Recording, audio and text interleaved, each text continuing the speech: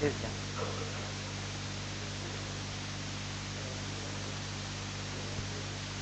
So now ki.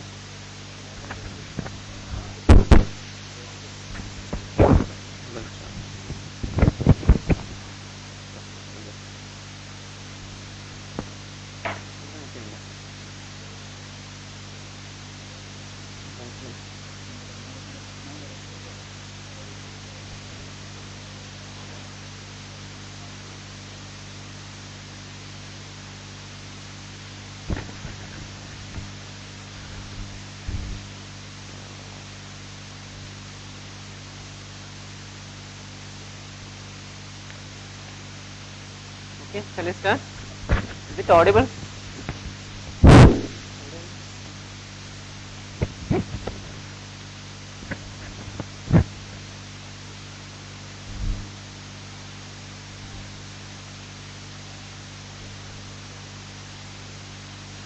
So good afternoon everybody. I think everyone is sleepy mood, right? No? Yes. So after writing your exam it will be very tiresome, right? So I am Dr. Ganesh. Okay. So practicing orthopedic and I am interested in taking class, especially this mock test. Okay. So last year also I took and I am continuing the same thing in this year. So how was the test? It was very easy, no? Yeah, it was easy because I don't want to disappoint you in the first test itself. So I given you very easily.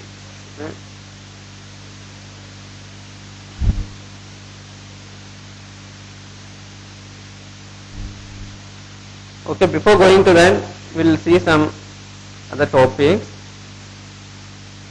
So see this commonly asked question: what is slit ribbon? What is vapiprose? Yes, these are prostanoid receptor inhibitors.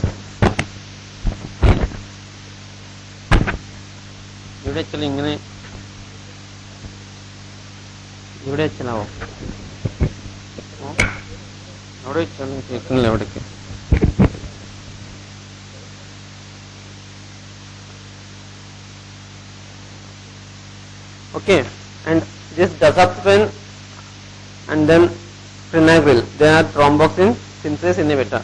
So how does this aspirin inhibit the platelet action? Through COX-1 and COX-2, not by inhibiting thromboxane synthetase enzyme, but it inhibits the COX and COX. We will come to that.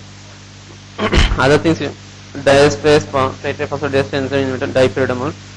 So a newer drug, newer strategy of missing treatment, that PPR alpha and PPR gamma receptors. So they are asking these days they are asking question on PPR alpha and PPR gamma. What is this? These are the nuclear membrane receptor proteins, okay, which acts to the inhibition of transcription. Okay, so it plays an important role in the cellular differentiation, development of any organs or metabolism, and also for tumorigenesis. So there are many drugs which are targeted against these receptors. So PPR alpha and PPR gamma, you just remember this. The drug which is targeted against PPR alpha, it is this fibrates which acts through PPR alpha, and the one which acts through PPR gamma is those thiaglutazones. It has not been asked, can be asked, since these are newer these things. Okay.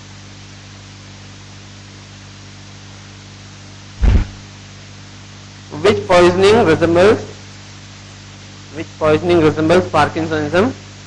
It is manganese. Okay, and which poison resembles orthopedic condition like acute fracture? It is cadmium. So it is otherwise called Ouchau's disease. So because of pain, patient the name is kept as. So cadmium poisoning can present with pain like similar to painful bone fracture So it's otherwwise called eta or house disease. And aluminum, you know, in case of chronic dialysis can cause encephalopathy. And an easy way to remember the toxicities of amiodarone, the mnemonic itself is amiodarone. So amiodarone, it is A, alveolitis, M is myocardial depression, I is intestinal upset, cause gastric irritation, O is ocular microdeposit, D dermal pigmentation, A is arrhythmia, R also there, and other it can cause hypo, it can also cause hyperthyroidism, and N for neuropathy. So amiodarone. It's not given in notes, you can write down. Yes, yes.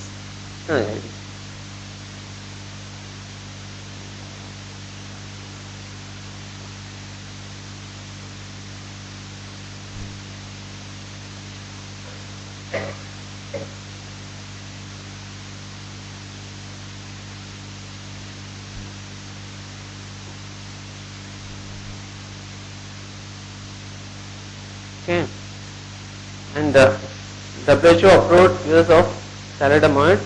This has recently been announced. That is all these conditions. Okay, so in two conditions of AIDS, AIDS related abscess and AIDS related wasting syndrome. Okay, and then multiple myeloma and other solid tumors, and prevention of graft versus host disease, and also used in rheumatoid arthritis, ankylosing spondylitis, Brown's disease, and Behçet's.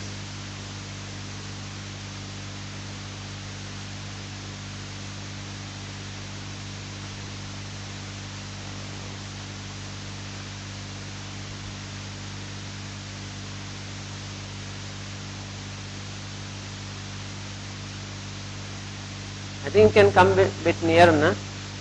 People who are sitting in the back.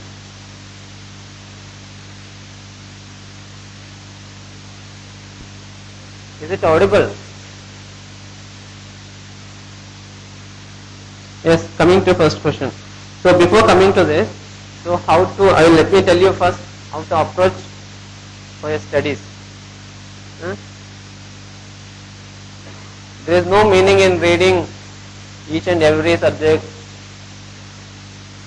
Like microbiology, you will take Anant Narayan, you will read for 1 month completely during your housemanship, and after that you will take micro, patho, pharma, like that. So you keep on doing this, and by end of 11 months, when you take back the microbiology textbook, once again appears new. Right? So what we should do, there should be a combined approach. Okay. So what is that combined approach? The combined approach is you divide the day into 2 halves. Okay, it's not a rule that you should follow. It's not a rule that you should follow this. I'll just tell you the method so you can adopt or okay.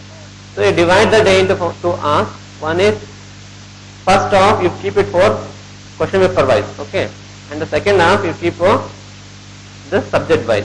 So question paper wise you do All India and AIMS. So you do Ashu Gupta, Mudit Khanna thoroughly. So that means by when you reach your target exam, you should have read Ashu Gupta, Mudit Khanna minimum 5 to 6 times. Okay. Yeah, it is possible. It is possible. It is not. There are people who have read 10-12 times Ashu Gupta, Mudit Khanna. Okay. Who have got top rank. They are told. Okay. And there are people who have got high ranks just by reading Ashu Gupta and Mudit Khanna. Okay. Don't neglect. Okay. The people who will neglect Ashu Gupta, Mudit Khanna, please don't do that. Don't think that the trend has been changed and nowadays they are not asking Ashu Gupta, Mudit Khanna. It's nothing like that. They are asking from that. I am not. It's not like they are asking from Ashu Gupta, Mudit Khanna on the same topic. Okay. And then the second half you keep subject wise. Subject wise also don't go on reading the textbook. Okay. You read the important topics. The 4 important textbooks you should read are, one is for PARC. Okay, that's community medicine. and then physiology you should read, pathology, Robbins you should read, and Harper. These four must. Okay, these four must. Harper, Genome, Park, and Robbins. So other things you forget. Okay. So I tell you what I did in my housemanship. I took Harrison. The whole housemanship I read Harrison. 12 months I read Harrison and was so confident actually. And I told that I will surely get. But when I finished, came to know that it was not enough. Many of the things will be covered in Harrison, but the thing is that that is not the only book. Okay. So I read it thoroughly that even our postgraduate students were afraid of seeing me. I mean the medicine postgraduate students at that time. But I didn't succeed. So what I am telling is, say don't target on one particular book. You keep on reading accordingly. Okay. So you divide into 1/2 and 12. Suppose you are able to read only 4 hours, 2 hours you do question paper wise and 2 hours you do subject wise. Subject wise you do Soumi Shukla. Okay, Soumi Shukla, other things. So whatever you read in Soumi Shukla will come in once again in Ashupta and Mudit Khanna. So that means it will be very fast. Okay. So it will be a revision for you. So first question, vagal stimulation of heart causes. So what is the function of vagus? All are inhibitory. Okay, so it decreases the heart rate, it decreases the cardiac output, decreases the force of contraction. And so in ECG you read the heart rate by seeing the RR interval. That means the heart rate level will be decreased. It means it increases the RR interval. Okay, the answer is B. It increases the RR interval. So it causes bradycardia, increase in RR interval. Mees line seen in arsenic. What is seen in blood? Botonius line. Yes. So Mees line, arsenic poisoning, Botonius, lead poisoning. All the following are diseases with triplet repeat in non-coding region except. Yes, this you should answer. It's not been asked still. Answer is Huntington's. So we divide the triple repeat diseases into the one which are present in the coding region and one which is present in the non-coding region. Okay. So in non-coding region, like in introns or at the end, okay, like the amino terminal or carboxy terminal end, or in the non-coding region it's in the introns. But in coding region in the zones. Okay. So disease which represents the non-coding region. These are all of the most of the commonly known diseases which comes under non-coding region. That is Fragile X syndrome, Friedreich's ataxia, myotonic dystrophy, and then spinocerebellar. You remember first three are very important. Fragile X syndrome, myotonic dystrophy. So how to remember Fragile X syndrome? See, fragile G is there, so remember CGG. Okay, CGG, Fragile X syndrome, CGG. Friedreich's ataxia A is there, so remember as GAA. Okay, Friedreich's ataxia, remember as GAA, and myotonic dystrophy T is there, CTG. Okay, so myotonic T is there, CTG. You keep on. Say once you read, you should revise. That is the only thing which will help you. So that's why I told you, read Anant Nayan for 1 month, and after 11 months, if you read again, you'll feel like it is new. So how to prevent that? So what you should do is, if you read today, tomorrow when you start, just go through what you have read yesterday for just 10 minutes. In 10 minutes you can revise whatever you have read yesterday. Okay. And after 2 days, you should revise what you have read today and tomorrow. Okay. After 2 days. So when you keep on doing that, you will be revising the same thing again and again, so that you can revise it faster. Okay. In this way, you should read Ashwita and Mudit Khanna 5 to 6 times. Okay. So if you read today and if you are revising it tomorrow, that means you are reading 2 times Ashwita and Mudit Khanna, same question paper, right? So in that way, the people have read, not like continuously 1 time and once again take it continuously second time, not like that. Okay. In that way, you can surely do. And the spinal cerebral attacks 8 and 12 may can remember or just leave it. Concentrate on the first three things. So these are in the non-coding region. And which is in the coding region? So the one that is mainly Huntington's disease. Okay, Huntington's disease, and also spinobulbar muscular atrophy, Kennedy syndrome or Kennedy's disease. Other things you can just forget. Mainly you remember Huntington's and Kennedy. Okay. So which is the triplet in Huntington's disease? CAG. Actually we used to remember hunt for Kaga. Kaga means Kaka, like that. So hunt for Kaga. Go. Okay, 4 means it is in the chromosome 4. Okay, Huntington's in chromosome 4 and CAG. Okay. So we should also remember what is called as polyglutamine disease. What is polyglutamine disease? So those diseases which are transmitted, the triplet repeat gene diseases which are transmitted, these genes which are present on the coding region, those are called as polyglutamine diseases, and these mainly involves the central nervous system and it will cause neurodegenerative diseases. So just you remember, polyglutamine disease are the one where the triplet repeats are in the coding region and mainly manifest with neurological features. Okay. Which of the following disease is due to excess CGG repeat? Fragile X syndrome, which is CGG. Friedreich's ataxia is GAA. Myotonic dystrophy is CTG. Okay. So you do it, you revise it tomorrow also, day after tomorrow. If it's read 3 or 5 times, surely you remember it forever. Okay, next, chlamydia trachomatis, what is false here? Yes, chlamydia trachomatis is affinity for columnar cells, not the squamous cells. So you should also know about elementary body and reticulate body. So elementary body, we'll see that. So coming to chlamydia, it is a gram-negative bacteria. So it is obligate intracellular. So ELISA will not help in isolating chlamydia. They require the post ATP as an energy source. And what happens is they take up ATP and release the ADP, and that is called as ATP-ADP translocator. So they can ask ATP-ADP translocator is in which organism? It is in chlamydia. And chlamydia trachomatis has affinity for columnar cells, not calls. Okay.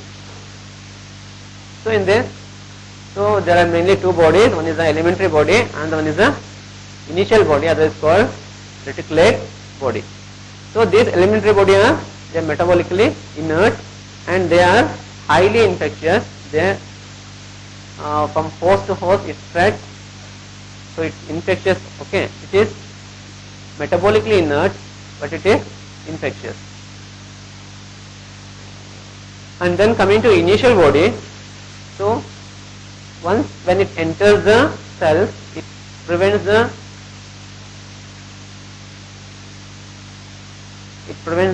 phagocyte combining with the lysosome to form phagolysosome. Okay, so it is prevented, and hence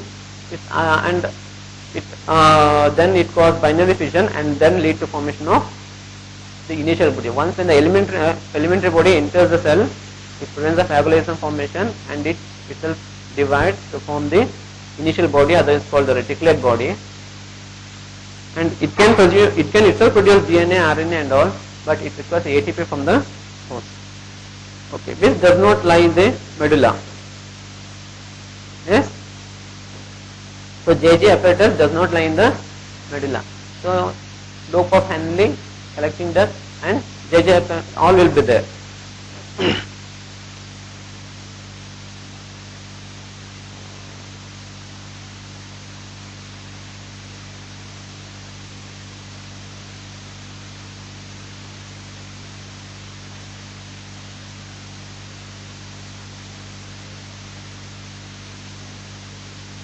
So this is the collecting duct.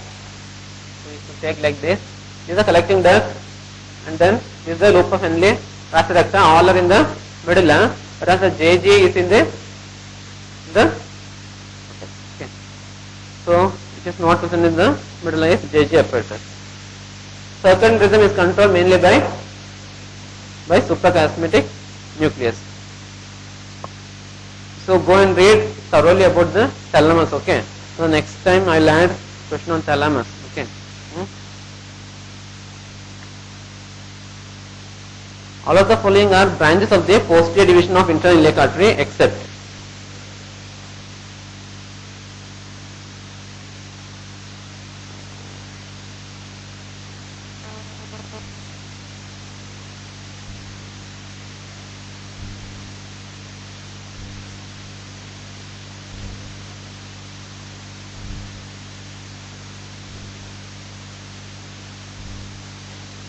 yes, what is the answer here? Middle rectal artery.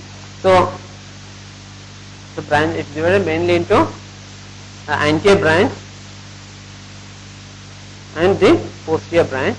Anterior branch there are 6 on female, 7, and the posterior branch. First we will see the anterior branch. So what are the branches of anterior branch of this artery? It is obturator artery. Obturator artery. See that middle rectal artery and inferior vesical artery. So remember that. So always they will confuse with superior rectal and all those things. Okay. So middle rectal and inferior vesicle, and then inferior gluteal. So that is, it will terminate as inferior gluteal vessels, and then internal pudendal and superior vesical artery. So one is superior, that is superior vesicle. Just try to memorize now only. Okay. Don't just go on reading. Just you put it into your mind that superior vesicle and inferior vesicle both are there. Okay, and then middle rectal, and then inferior gluteal and internal pudendal artery. So what happens is superior vesical artery, after birth, the proximal one will remain as umbilical. I mean the part of the umbilical artery persists from the superior vesicle, whereas the umbilical artery and the rest of them will become what is called as median umbilical ligament. Okay, so the umbilical artery, the first half will remain as superior vesical artery, whereas the rest will remain as median umbilical ligament. So the medial umbilical ligament is derived from the umbilical artery. Okay, so it degenerates in fibrous. So in female what happens? This is 7th branch, it is a uterine artery, and also the inferior vesical artery will be replaced by vaginal artery. So vaginal artery is derived from internal vesicle, so inferior vesicle. So what about the posterior division? So you can remember as a mnemonic pills. Okay, the posterior branch will give rise to I iliolumbar, L is lateral sacral, and then IL is iliolumbar, IL lateral sacral and superior gluteal artery. So superior gluteal artery is branch of posterior division, whereas the inferior gluteal artery is a branch of anterior division. In metabolism of xenobiotics, all the following reactions occurs in phase 1 except conjugation. Conjugation, so you see this non-synthetic, it is also called non-synthetic phase 1, it is oxidation, reduction, hydrolysis, cyclization and decyclization. Whereas synthetic is a phase 2, which includes conjugation, acetylation, methylation and nucleotide. Okay. What is this? So deoxygenated hemoglobin binds more H+ ions than oxygenated hemoglobin, thus, and forms carbonyl compound more readily. Binding of oxygen to hemoglobin reduces affinity to carbon dioxide. So this is called Haldane. So you remember like this, in the center, that is in the lungs, it is Haldane. Okay. So what happens when the blood comes, so what happens when the blood comes to the lung, oxygen binds to the hemoglobin. So at that time what happens? Once when the oxygen binds to the hemoglobin, the affinity for the carbon dioxide is decreased and carbon dioxide will be released and will be expelled outside. Okay. And once when it reaches the periphery, there is a high concentration of oxygen, and there the binding of H+ ions and the binding of carbon dioxide will decrease the affinity, or that means the acidic condition will decrease the affinity of oxygen of the hemoglobin towards the oxygen. So oxygen will be released to the tissue. That is called, what is that called as? Bose effect. Okay. So the decreasing in the oxygen affinity, so center you remember as Haldane, periphery you remember Bose, will never get confused. Okay, if you just think, you never get confused. So the decrease in oxygen affinity of hemoglobin when pH falls is called a Bose effect, and the other one is what I told is the Haldane's effect.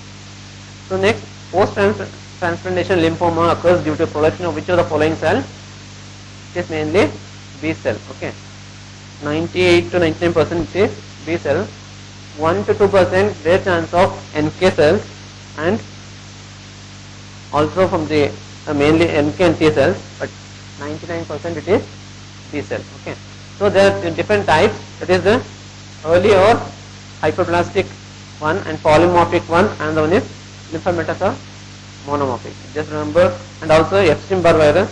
Remember that. Proprioception is carried by A alpha, A beta, A gamma, B, A alpha. So remember this, A alpha, it is alpha is proprioception and somatic motor. Okay, proprioception and somatic motor is A alpha, and then A beta it is touch and pressure. Okay, touch and pressure. So just remember, like beta, you're pressing on someone. Okay, you're pressing on someone, that is beta. Okay, that means touching and pressing. Okay, touch and pressure, that is beta. And then remember gamma, you're touching, when you touch they feel pain and cold. Okay, you're touching someone, when you remember someone touching and you feel pain and cold when someone touches you. Okay, that is gamma, that is PCT, pain, cold and touch. Okay, so when you apply pressure, that is beta, and pain and cold, that is gamma. So touch is what? Beta and gamma. A beta and A gamma is for touch. Okay, and then A alpha proprioception and somatic motor. B fibers are pre-ganglionic autonomic, and C fibers are pain, temperature, post-ganglionic sympathetic. So pain, it is A gamma and C fibers. Touch, it is, you know, A beta and A gamma. Okay, so you can remember easily now. Now A alpha is just proprioception and somatic motor. A beta, it is touch and pressure. Gamma is pain, cold and touch. Beta, B fibers are pre-ganglionic autonomic, and C is pain, temperature and post-ganglionic sympathetic. Dose of which cephalosporin is not reduced in renal insufficiency? Cefoperazone. Yeah. So what is the importance of that? Cefoperazone will give in typhoid patients where, I mean, it is excluded in the, it is excluded in the liver. So what happens? The concentration of this cefoperazone will be high in the gallbladder, where the carrier state of typhoid will be there. So to prevent or to treat the carrier, so cefoperazone is very important. Okay. So that means in hepatic disorder you should not give cefoperazone, and in renal disorder you should not give ceftazidime. Okay. So these two are very commonly used antibiotics. Okay. Cefoperazone and ceftazidime, the third generation cephalosporin. So you just remember this one. Always they will ask, ceftazidime should not be used in ceftazidime should not be used in renal disease, whereas cefoperazone should not be used in hepatic disease. Okay. Quadrate lobe is situated on the inferior surface of liver and is rectangular. It is bounded by all of the following except. Yes, inferior border of liver, porta hepatis, fossa of gallbladder, which of them? So before this, we will just see this diagram. Yes, you see this. So this one is the left and that is the right aspect of the liver, seeing from the inferior part. See, this is the left lobe and this is the right lobe. Anatomically it is divided into left and right lobe by what? Ligament falciparum.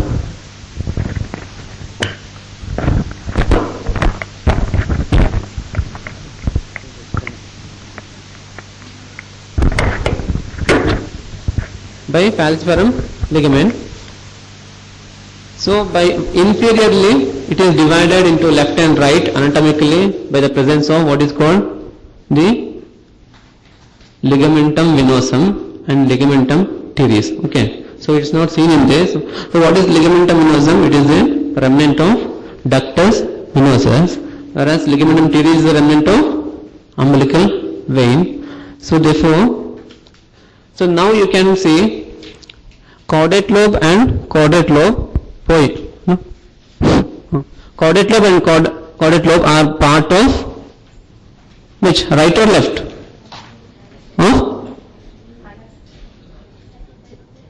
Anatomically it's a part of right. Okay, but functionally the caudate belongs to the left one. Okay, so now see the boundaries of caudate lobe. Caudate lobe, it is situated posteriorly. Okay, and it is bounded on the right side by inferior vena cava, on the left side by ligamentum venosum, and inferiorly, anteriorly by the caudate, the porta hepatis. Okay, so that is the boundary of the caudate lobe. It is right side, left side, and inferiorly. And then caudate lobe, it is quadrangular. It is bounded on the fourth side. Anteriorly the free surface of the liver, and on the left it is ligamentum teres. Okay, as well as called as the fossa of umbilical vein, and on the right by the gallbladder, and posteriorly it is the porta hepatis. Okay, and the bare area of the liver, you see that it is bounded by coronary ligament, anterior and posterior layers of the coronary ligament, and here it is by the inferior vena cava. Okay. So now the liver is divided into right and left lobe by the attachment of the falciparum ligament anteriorly and superiorly, and fissure of ligamentum teres inferiorly, and fissure of ligamentum venosum. Okay, so that's what I told you already.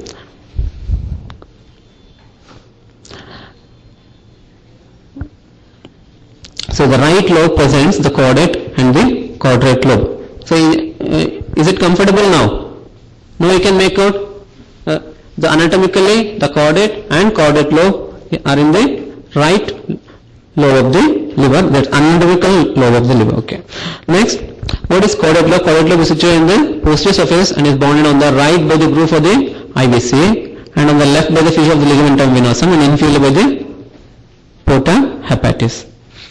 And what is caudate lobe? It is situated on the inferior surface of the, and it's a rectangular and is bounded anteriorly by the free border, and then the posteriorly the porta hepatis, on the right fossa of gallbladder, and the left it is fissure of ligamentum teres. So what's the wrong answer there? Yes, caudate, fissure of ligamentum venosum, and fissure of ligamentum teres. So answer is D. Infective endocarditis is least likely to occur in, this question is not there, right? Okay, ASD. Okay. In a patient with, this is also not there. What is the answer for this? In a patient with chronic atrial fibrillation with regular heartbeat of 60, the most probable cause is a distalis toxicity. So if your patient is in atrial fibrillation, when you give digoxin, when the heart rate reaches a constant level, you should think of distress toxicity. A 5-year-old child is suffering from cyanotic heart disease, is planned for corrective surgery. What's the induction agent of choice? Why ketamine? So here it says cyanotic heart disease, so you want to prevent the mix-up of further mixing up of the deoxygenated blood with the oxygenated blood. So you want to know how you will do, you will increase the pressure, okay, blood pressure, the BP will be increased, so that the shunting of deoxygenated blood with the oxygen will be decreased, so that it will help in decreasing the cyanosis. So it is ketamine. Wrong regarding autoantibody, that's match. What is wrong here? Anti-Smith SLA, it is right, more specific. Anti-histone drug-induced SLA. Anti-topoisomerase is for systemic sclerosis, not for Sjogren's. And histidyl tRNA synthase or anti-Jo1 is inflammatory myopathy. So read this. Yes, double-strand DNA is SLA, anti-double-strand DNA. Anti-Smith once again for SLA, that is more specific, whereas more sensitive it is double-strand DNA, and drug-induced it is anti-histone. Anti-topoisomerase is otherwise anti-fibrillary antibody. Okay, so anti-topoisomerase antibody is otherwise called as anti-fibrillary antibody. It's not given in textbook, you just remember that anti-topoisomerase is otherwise called anti-fibrillary, and is in systemic sclerosis. And Sjogren's syndrome is SSA and SSBS, Rohr and Lahr. Okay, so we can iron balance while doing jogging, you roll. Okay, that means Rohr and Lahr. Okay, Sjogren's, Rohr and Lahr. And histidyl tRNA or anti-Jo1 antibody for inflammatory myopathies. Which of the following does not contribute to digoxin toxicity? Hyperkalemia, hypercalcemia, renal failure, hypomagnesemia. So answer is hyperkalemia. Actually, hypokalemia will exacerbate the digoxin toxicity. In fact, digoxin itself will cause hyperkalemia. So three hypos you should remember: hypoxia, hypokalemia, and hypomagnesemia will exacerbate diastasis toxicity. Three hypos: hypoxia, hypokalemia, hypomagnesemia. And hyperthyroidism and hypercalcemia will also exacerbate diastasis toxicity. That's why in thyrotoxicosis we should not give diastasis. And what are drugs which exacerbates the diastasis toxicity? Also we should remember verapamil, diltiazem, captopril and amiodarone. So it increases the plasma concentration of digoxin. So we should not give verapamil, diltiazem, captopril and amiodarone with digoxin. Then lot of drugs, you just remember the most important things. Okay, otherwise if there are 20 drugs, you can't remember all the 20 drugs. Okay, most commonly asked that these, so you remember this. And then disease content again, three important diseases: this WPW syndrome, HOCM, and thyrotoxicosis. So most of the time we will concentrate only on these points. Okay, but what we will do is you will go on reading about the diastasis, some 10 to 20 pages, but in the end you will end up forgetting all this. So what you should do is, before going to exam, you should go through the important things, important points. You can't get everything before going to exam. Okay, what are important things? You just write it down and read those important things. Okay, class 1 antigen are expressed on all of the following except on RBCs. So it is expressed on all nucleated and platelets, nuclear cells and platelets. So it's not given here. Okay. So coming to the, why it's given here? Okay. Coming to HLA. So remember, class 1 antigen, it is like dawn. Okay. It is it will determine the histocompatibility. Okay. HLA class 1 will determine the compatibility, and also it is responsible to take or to give. Okay. For acceptance or rejection of the organ or an allograft, it is class 1. So you remember like that. So like dawn, it is one which will determine the histocompatibility, and it is the one which will decide the acceptance or rejection of the HLA, of the organ. And coming to 2, it is mainly immune response. So regulating the immune response is 2, and which having the complement is 3. Okay. So the components of components are limited 3. And HLA for which mixed culture is used, it is class 2. Okay. This is an important point that you should remember regarding the functions of HLA. Okay. Next question. A phenomenon in which the transfer of genetic information occurs through the agency of free DNA is called transformation. Okay, just remember transformation, F is there, free. Okay, so free DNA transformation. Trans-free, okay, free DNA. Transduction, it is, yes, true, it is transfer of the material to the bacteriophage. Okay, bacteriophage, it is transduction. Remember, see this, transformation, it is free DNA. And transfer of portion of DNA from one bacteria to another through bacteriophage, it is transduction. And then lysozyme conversion phase DNA becoming integrated with the bacterial chromosome. It will get integrated with the bacterial chromosome directly at the prophase, that is the lysogenic conversion. And conjugation is a male and a male, the donor bacteria will make a physical contact, and there will be exchange. So that is the conjugation. So most commonly they ask transduction and transformation. Conjugation also, you just remember, not much asked. Okay. Use of imatinib mesylate are all except CLL. You will not use in CLL. You will use in CML, chronic myelomonocytic leukemia, hypersensitivity syndrome, GIST. All this condition you will use, not in CLL. Yes, the question for answer for this, Gardner's as a multiple vesicle on hand and multiple eruption along the lymphatic. Most common fungus response is sporothics. This is direct answer, there is no explanation for this. So enzyme responsible for respiratory burst is oxidase, that is NADPH oxidase. Yes, a man working as a pest killer comes to OPD with pain, abdomen and garlic odor in breath with transverse lines on nails. What are these nails called as? What are these lines called as? These lines. And what is the poisoning? It is arsenic. Okay. So what are the poisons which cause garlic smell? So remember GOAT, G-O-A-T, that is garlic smell. You see this? O is organophosphorus, A it is arsenic, T is thallium. Okay. So which causes garlic smell? Organophosphorus, arsenic and thallium. And then cyanide, you know, bitter almond, and then salicylate, it is acetone, and the turpentine, you will just remember. Culex mosquito transmits all the following diseases except, yes, dengue.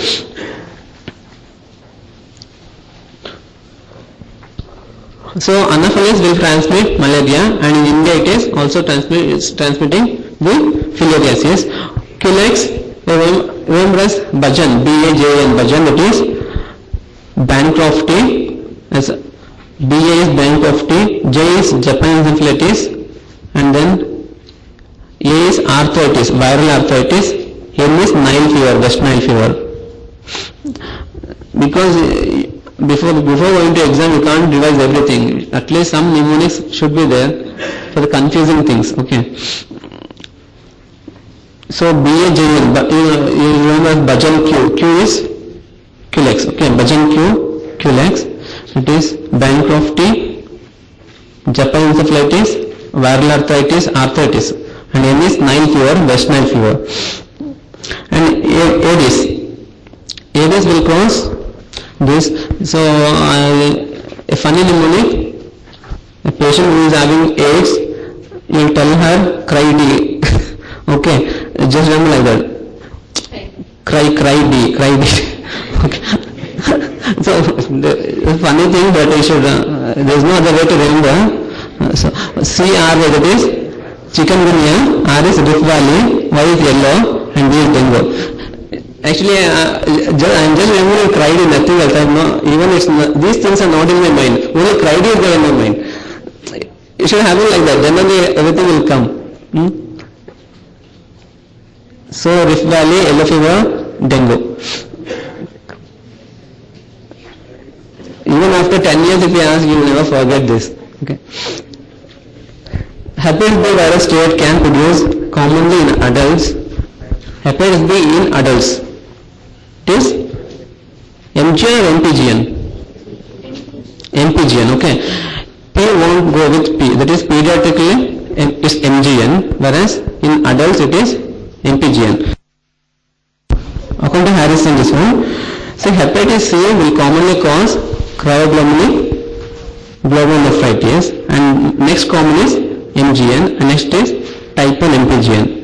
Whereas hepatitis B in pediatrics it is MGN, whereas in adults it is MPGN. The P won't go with P. Pediatric will not have MPGN. It's a MGN. Okay, just remember like that.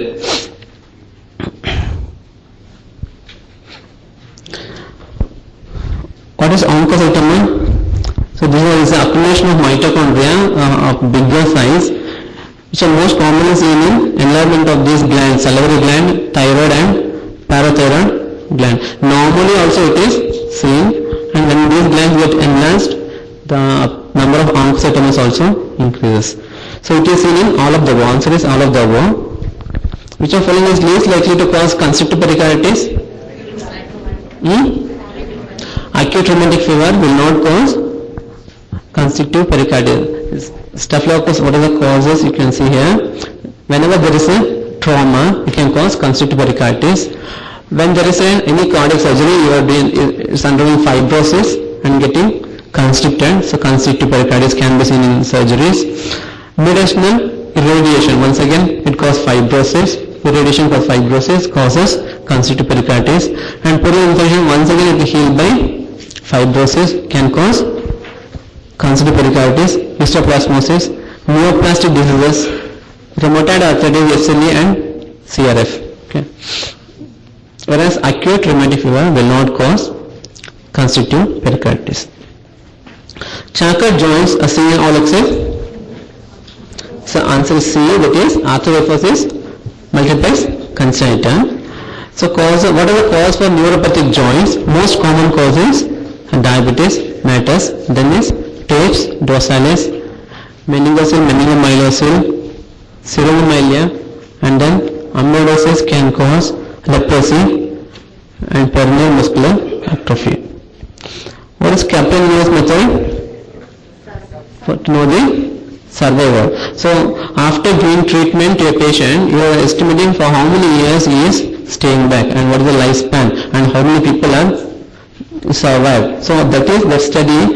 This method is called Kaplan-Meier method for estimating the survival function of a lifetime data. Okay. The fraction of patients living for a certain amount of time after treatment. Now just remember Kaplan-Meier survival. That's enough. Rat flea transmits all the following except. Yes. Oriental so. So we remember it as bench, B-E-N-C-H, a mnemonic, that is bubonic plague, endemic, B for bubonic plague, E-N for endemic typhus, C for tuberculosis, okay, C-H, okay, B-E-N-C-H. Oriental sore is caused by sandfly, okay. So you can remember mnemonic KOOS, you remember Kala-Azar, Oriental sore, Oriental fever and sandfly fever. And then louse bone, it is PERT. Okay. PRT is there in your PNSM, PERT. It is pediculosis, epidermotyphus, relaxing fever and trench fever. And tick, there are many diseases. In that you remember which is transmitted soft tick and QRS, that is Q fever and relaxing fever transmitted by soft tick. So QRS, Q fever, relaxing fever transmitted by soft tick. And other tick diseases are tick typhus, tick paralysis, viral encephalitis and KFD. Mainly what you should remember is KFD. Other all the tick will be there, tick typhus, tick paralysis. Tularemia verrucosus also please remember.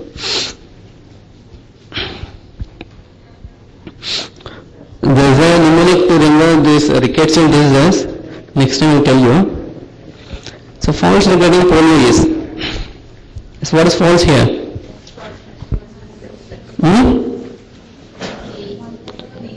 Most outbreaks of paralytic polio are due to type 1. Yes, that's right. And then man is the only known designer of the infection. Most infections are subclinical. Okay, most are subclinical, and most vulnerable age is less than 6 months.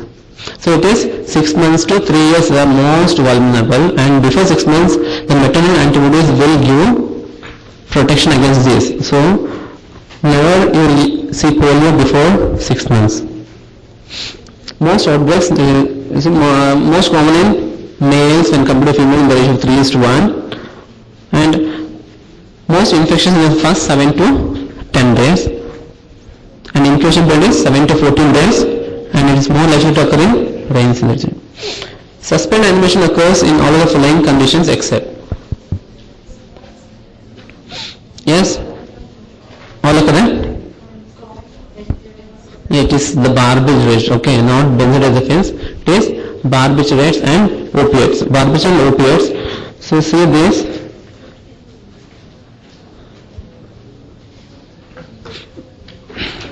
You can remember A, B, C, D, E, F, G, H, I, okay. In case of anesthesia, barbiturates, and then cholera and cerebral concussion, and drowning, electrocution, fetus, that is newborns, and altered consciousness, and heat stroke and insanity. Okay, if then you notes, you can just go through. Remember the poisons, that is barbiturate and opiates. The disease, the infection is cholera. Okay, and then drowning, electrocution, and newborns. Incidence can be calculated by what is prospective study. Okay, retrospective is case control, prospective is cohort, cross-sectional, and okay. So what is seen in 6-nerve palsy on the left side? Diplopia left, yes. So it is the lateral ductus, LR6, that is lateral ductus, which is innervated by abduction now, is paralyzed. So when you turn to left, there will be diplopia. So diplopia in left case. Confounding bias is best avoided by matching. So last time I told you the confounding bias, mnemonic CM, okay, Chief Minister. This is confounding matching, okay, and RS, this is randomization for selection bias. CM and RS, remember always is a confusing thing. CM, RS, okay. CM is Chief Minister, this is confounding bias matching. RS is randomization for selection bias. So randomization prevents selection bias, whereas confounding prevents, matching prevents confounding bias. CM, RS. Most common cause for maternal mortality is anemia or hemorrhage? Yes. So hemorrhage is the most common cause. So next common is anemia. Next common is sepsis. Next common is obstructed labor. Next common is abortion. Next is toxemia pregnancy. It's a hypertension. So that mnemonic is has what? HS has what? That is H for hemorrhage, A for anemia, and S for sepsis, O is obstructed labor, A for abortion, and T for toxemia pregnancy. Has what? So these all are most commonly asked questions. That's why we have made mnemonic on those things. Has what? Next, psychrometer. R is missing. Psychrometer is used to measure humidity. Okay, need not give much explanation. Humidity. What is Short's formula? Where it's used? Short's formula. See, these questions are made based on 2005, 2006, right? It was not informed to you. Then Short's formula you should know, no? All are blank to know the renal failure. So, what are things which are considered here in Short's formula? So it is calculated by K into height over creatinine, where K is a constant which depends on the mass, that is a muscle mass, age of the patient, and also on the method of estimation. Okay, this question was asked in 2006 AIMS. So all the following are considering Short's formula except. So in that age, muscle mass, and method of creatinine, and height was also given in that, I think. So height is not considered. So it depends on the age, muscle mass, and method of creatinine estimation. If you see such type of question for first time, please don't attend, okay? Don't take much chance. 90% will be wrong. most common steps. If you are not done well, take okay. At least if you are 50%, if you are done well, please don't take chance. If you are not done well, then you can take. Okay. Next, most common structure of to hernia to the space of Morgagni. Transverse colon. So, a few points against Morgan's hernia. So, it's otherwise called the space of Larry between the sternum and the costal origin of the diaphragm. Most common on the right side, and it is more common on the right side. Usually it is asymptomatic. It is transverse colon which most commonly herniate through this, and then superior epigastric vessel pass through the foramen of Morgagni. Okay. Which of following is not a prognostic factor for acute pancreatitis? Increased serum amylase. So increased serum amylase is not given in this Ranson's criteria, and soon after present admission, what are the things which you should consider? You should consider the age. Age more than 55 is a bad prognosis, and then WBC count more than 16,000, blood glucose, and then enzymes, that is LDH and SGOT. Okay, age, WBC count, and then LDH and SGOT, and blood glucose. So soon after admission, you will see these things. Okay,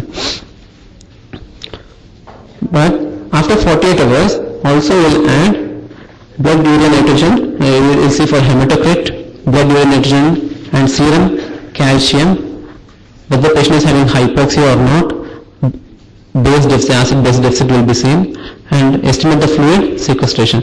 So all this you should remember. Hematocrit more than 10%, and blood urea nitrogen increase to more than 8 mg per deciliter, and serum calcium less than 8 mg per deciliter, arterial hypoxia less than 16, and base deficit more than 4 milliequivalents per liter, and fluid sequestration. First remember what are the things we should see, then we try for remembering the values. Okay.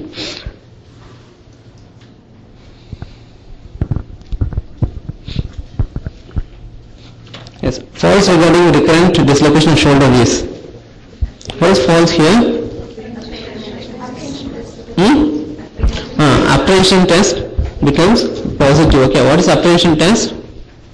So when you lift the patient's hand and when you abduct and external rotation, what happens? There is more chance of the anterior dislocation of the shoulder. Okay, in these people the capsule will be torn, and what happens? The glenoid will be very soft, anterior border of the glenoid will be very soft, and so that it will slip off very easily, and patient know that, so that's why he will prevent you doing that. Okay, that is called as apprehension test, and he will just resist you. Okay, this is called apprehension test. Will be positive.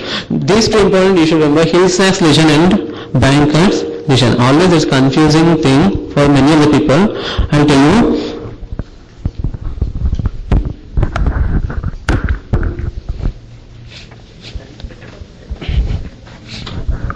So what is this?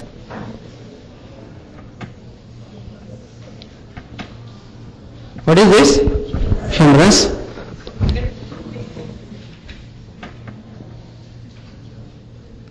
What is this?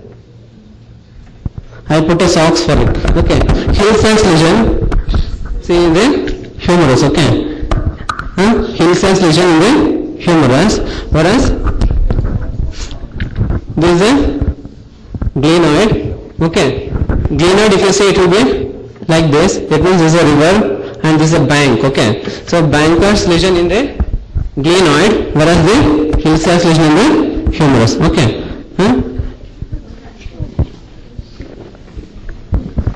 Hill-Sachs lesion is in the humerus, whereas Banker's lesion in the glenoid. So what is Hill-Sachs lesion? It is so what happens when there is anterior dislocation of shoulder? The posterior part, the posterior lateral aspect of the humeral head will get pressed upon the glenoid, anterior rim of the glenoid. So it is like a compression fracture. Okay. So if it repeatedly when it occurs, this compression increases and there will be a deep depression. Okay, that is called as Hill-Sachs lesion. But for this, what should be there is Banker's lesion should be there. That means the avulsion or that smoothening of the anterior glenoid is the most important thing which is responding for the Hill-Sachs lesion. So the primary lesion in the anterior dislocated shoulder is Banker's. Okay. So the very commonly asked, that question is commonly asked in AIIMS and All India. The primary lesion for recurrent anterior dislocation is Banker's lesion. Hill-Sachs lesion is in the posterolateral. Always they will confuse you posterolateral, posteromedial, anterolateral, anteromedial. In that confusion, in that hurry, you can't make out what is it. Okay. So try to memorize the thing. So first of all, you should remember where the Hill-Sachs comes, where the Banker's comes. Okay. So we had confusion. At that time, there was no one to tell us. Later we came to know all these pneumonias. Okay. Hill-Sachs is in the humerus. Okay. So what are surgeries done? The Banker's surgery, Putti-Platt and Bristol's lateral. Just remember the names. No need of what is done here. Banker's procedure, Putti-Platt operation and Bristol's lateral surgery done for recurrent dislocation of shoulder. Other things I explained you. Now differential diagnosis for giant cell tumors are all except fibrosarcoma will not come. So giant cell reparative granuloma. Why all these differential diagnosis? Because in all these things there will be giant cells. Okay. So that's why this all comes under when you see the pathological examination of the section, you will see giant cells. So these are the conditions. There is giant cell reparative granuloma, brown tumor of hyperparathyroidism. Any doubt? No, don't talk within yourself. If you have any doubt, you just ask me. Okay, I'll just try to clarify it. Because it will be confusing and even I will feel difficulty to explain it. It will alter my concentration and my please. Okay. So then benign fibrous osteotoma, aneurysmal bone cyst, osteosarcoma with prominent giant cells and metabolic carcinoma with prominent giant cells. So identify is elevated in all the following except usually in renal carcinoma it is not elevated. Okay. So what the condition is elevated? So remember uterus and the associated fallopian and ovary. Okay. In endometrial carcinoma, fallopian and cervical carcinoma. Okay. Uterus, fallopian tube, ovary. Next, breast. Okay. So what are other conditions? It is lung and colon. Lung and colon. And then endometrium. So endometriosis, uterine fibroid, PID and pregnancy. These are the conditions where you can see elevated CA125. Malignancies are first 6. This see endometrium, fallopian and ovary and breast, lung and colon. And endometriosis, other condition, endometriosis, uterine fibroid, PID, pregnancy. Criteria for the diagnosis of brain death are all except absence of deep tendon reflex. Why? Because it is the function of the spinal cord. Okay, so the deep tendon reflex is not a rule that it should be absent. So the absence of deep tendon reflex is not required. Okay, so what are the criteria? There will be a widespread cortical destruction. So patient will go for deep coma and is not responding to any stimuli. There will be global brainstem damage. So absent Pepper reaction. So and lower brainstem also will be destroyed. Will be complete apnea. Okay. So apnea with absent pupillar reflex and respond to all form of stimulus and cortical is into deep coma. Which enzyme is defective in reference to this? Phytic acid oxidase. Much explanation there. Okay. All the international at the international level, the following diseases are notifiable except relapsing fever. It's CYP. CYP, that is cholera, yellow fever, and plague. Those are notifiable disease. Okay. So in this, frequent and timely information on individual case is considered necessary for the prevention and control of the disease. That is the notification. Whereas which is subject to international surveillance are other these diseases. That is, you should by heart these things.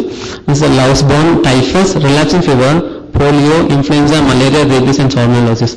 These are for surveillance. Whereas notifiable are cholera, yellow fever, and plague. meningococcal vaccine, all the following are true except effective vaccines are prepared from purified group A, C, Y and W 135 and not available against group B. Is correct, na? Yes. The meningococcal vaccine is not recommended for use in infant and children less than 2 years. Yes? Yes, that's right. The vaccine is contraindicated in pregnant women. It is also, even though it is from the capsular thing, it is contraindicated in pregnancy. Okay. And the answer is D, none of the above. Okay. Highest amount of unsaturated fatty acid is present in? Yeah, the highly confusing thing, you should go for corn oil. Corn oil, okay, corn oil. Sunflower, huh? Like, safflower is okay.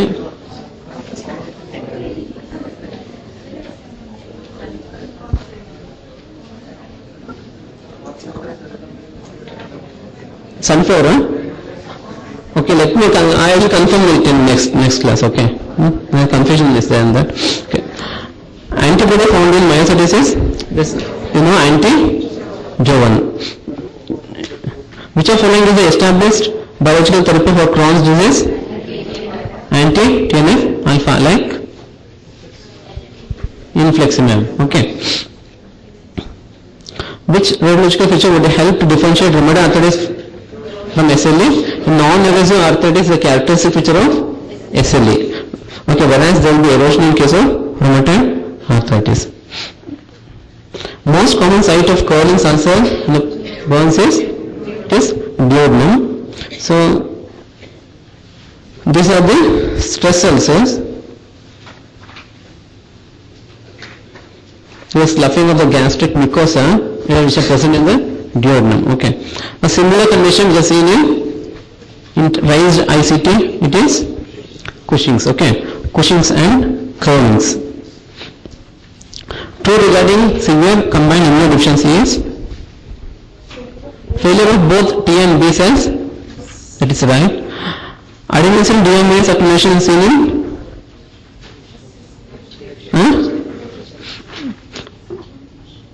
yes,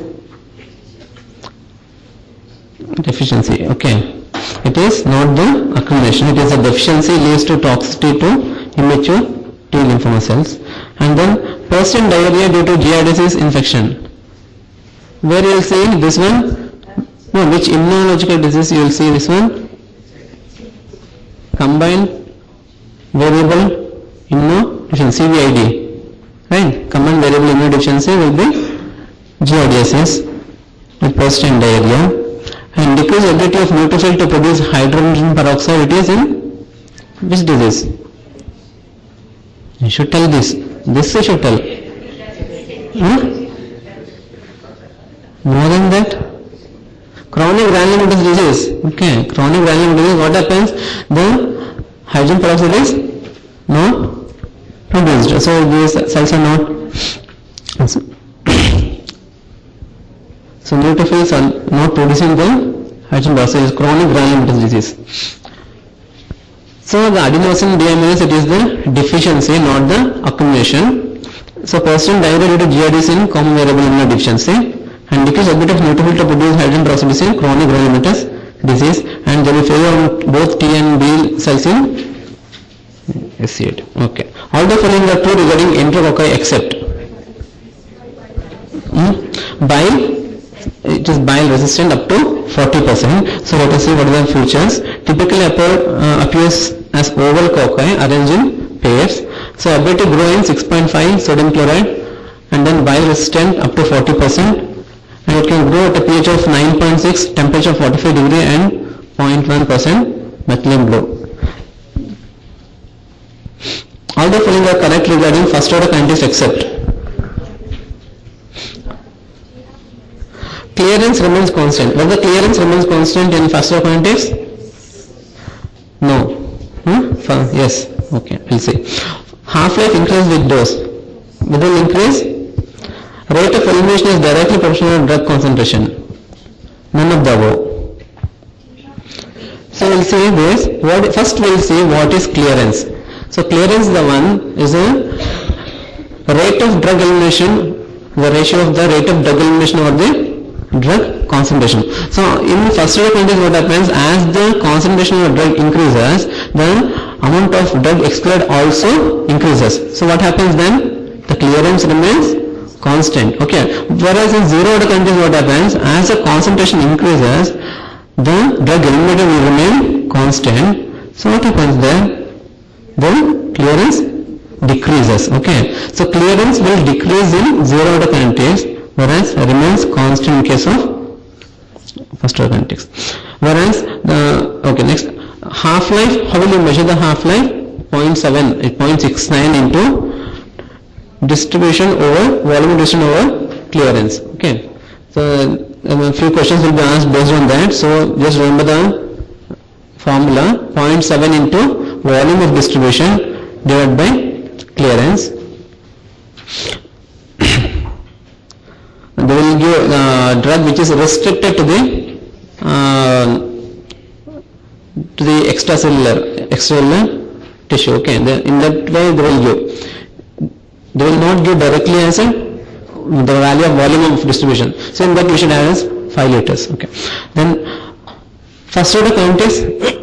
So in this what happens? The elimination is directly proportional to the concentration, as we have told you. So clearance remains constant. So constant fraction of the drug is eliminated. Okay. Next. So you are calculating the half-life by seeing the clearance. Clearance is constant here, and therefore the half-life remains constant. Okay. So whether it is depending on the drug, how much volume of distribution, the clearance, when it remains constant, the half-life remains constant. Whereas when the clearance decreases, what happens? The half-life increases, as in case of zero order kinetics. So in zero order kinetics, half-life increases.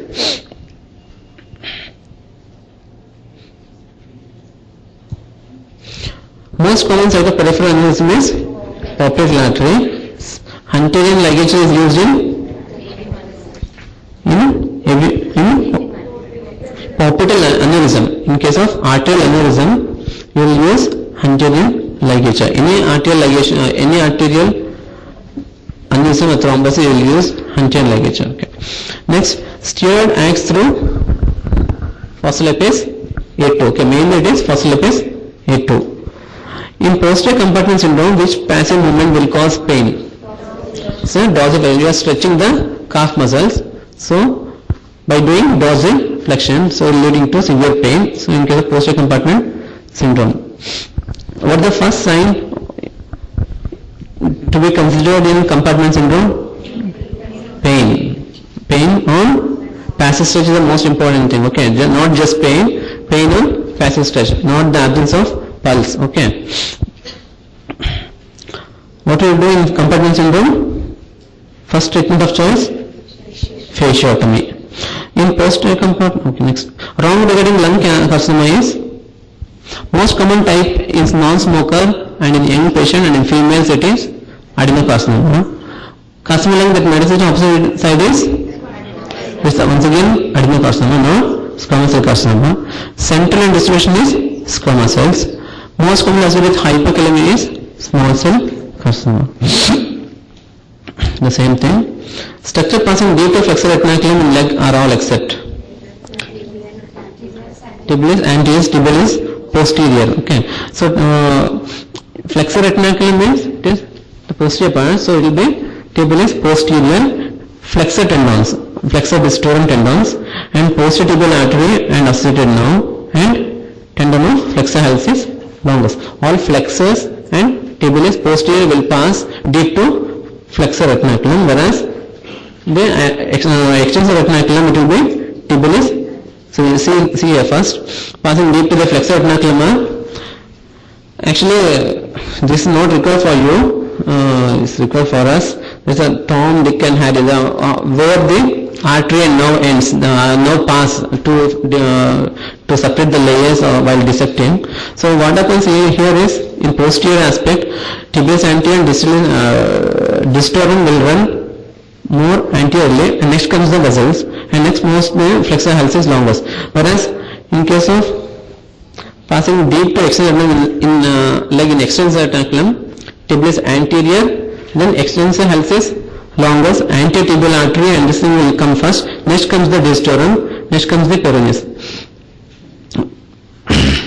This is not required. You just remember what are the structures passing through. Deep part of deltoid ligament is attached to all of the above talus. It's only talus. So coming to the anatomy of the deltoid ligament. So it is otherwise called the medial collateral ligament of the ankle. So it has superficial part and the deep part.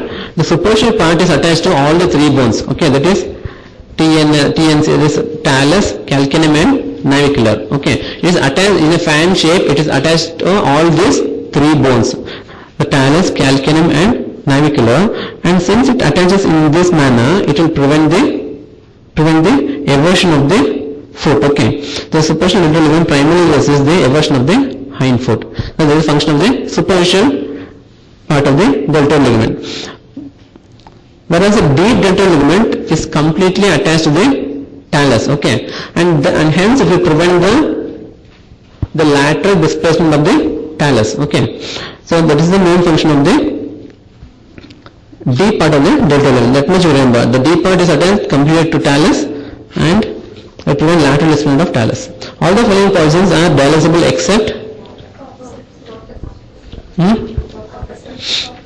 copper sulfate. What's the answer given here? And even methanol cannot be done. Methanol is methyl alcohol. Methanol can be done. Yeah. Answer is copper sulfate. Please make that correction. I think I have written methanol. Answer is D, copper sulfate. Please correct it. Okay. I think two more has to be corrected. I'll tell you afterwards. Question number 86A. 86, whether you finished 86?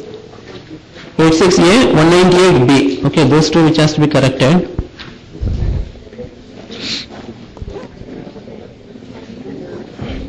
See, all poisons which have wide volume of distribution. Okay, listen here.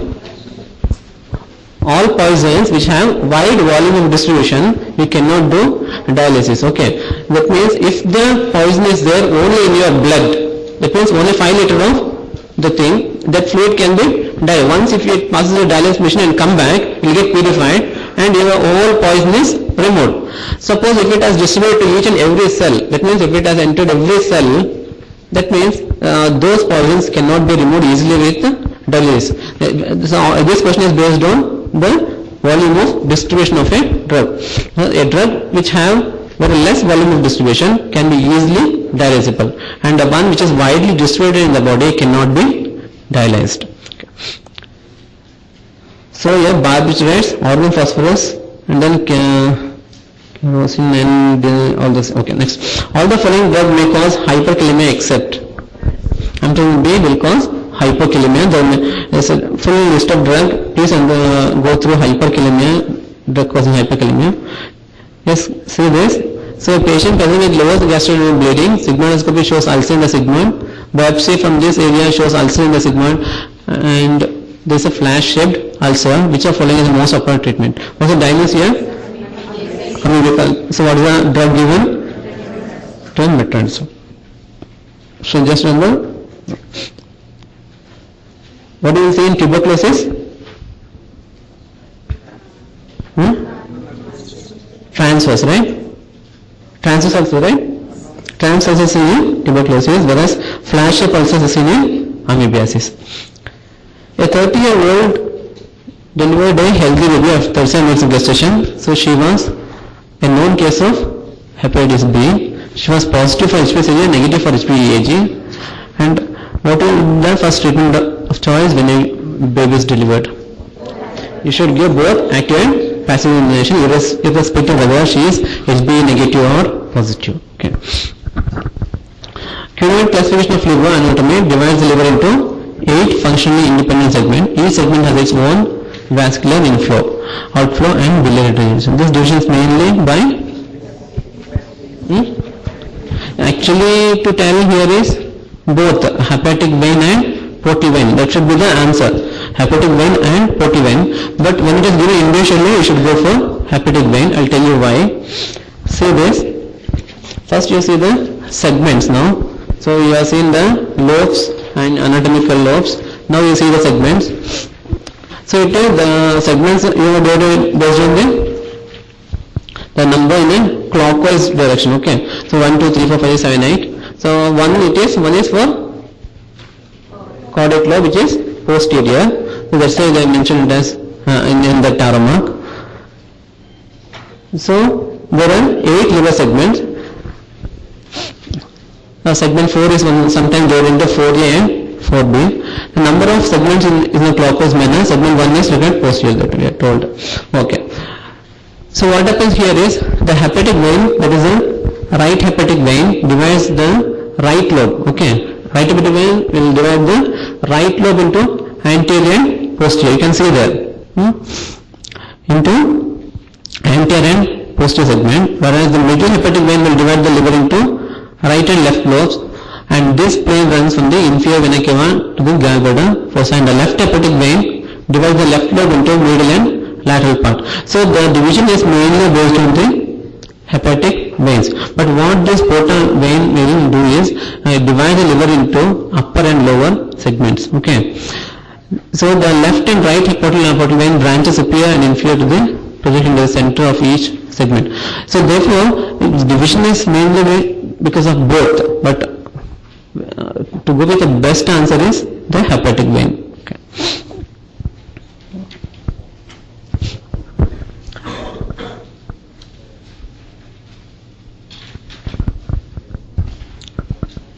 We just go through again the notes. So this anatomy we have discussed already. Caudate lobe, falciparum ligament, everything, and then yes, friend, all the views, and 1 and 6 will be in the back. Okay, angiostic in the eye are seen in pseudoderma elasticum. Okay, yeah. Exclamatory mark sign is a picture of alopecia areata. Portrace micropsis is mycosis fungoides. Tritonopia is yes for blue color. Okay. So tritonopia is for blue color. Green color, what do you tell? Deuteranopia. Okay, deuteranopia for green color. Red color it is protonopia. Okay. I given a mnemonic. You just go through the. It's there in the notes. Okay. So here is mainly the theory based on the.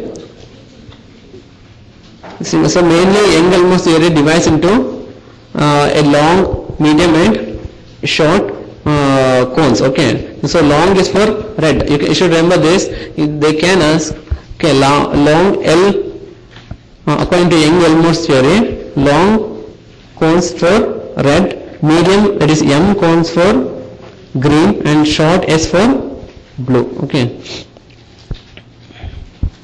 The theory is that by mixing all these colors, you can derive any other colors. That's the so at least 2 colors when you mix, you will get other color. That is the theory of Young-Elmore's. Okay, and another theory is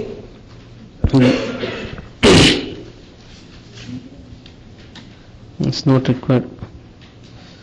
That's not required. Okay, next one. It's not required. Okay. Whether this question is there? Okay. Sherman paradox, all are true except what is Sherman's paradox? It is due to anticipation. That's right. When the length of the repeats surpasses a critical threshold, symptoms of the disorder appear.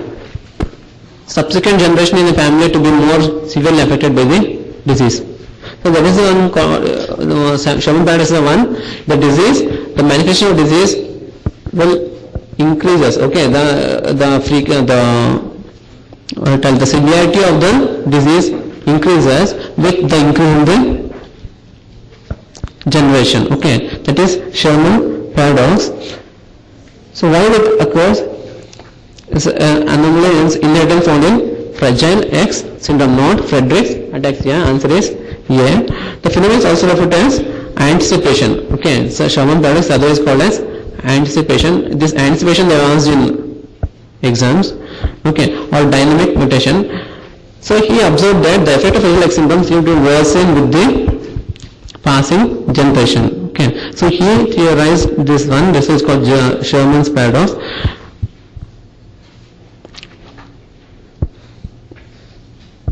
So X chromosome is involved mainly in Fragile X syndrome.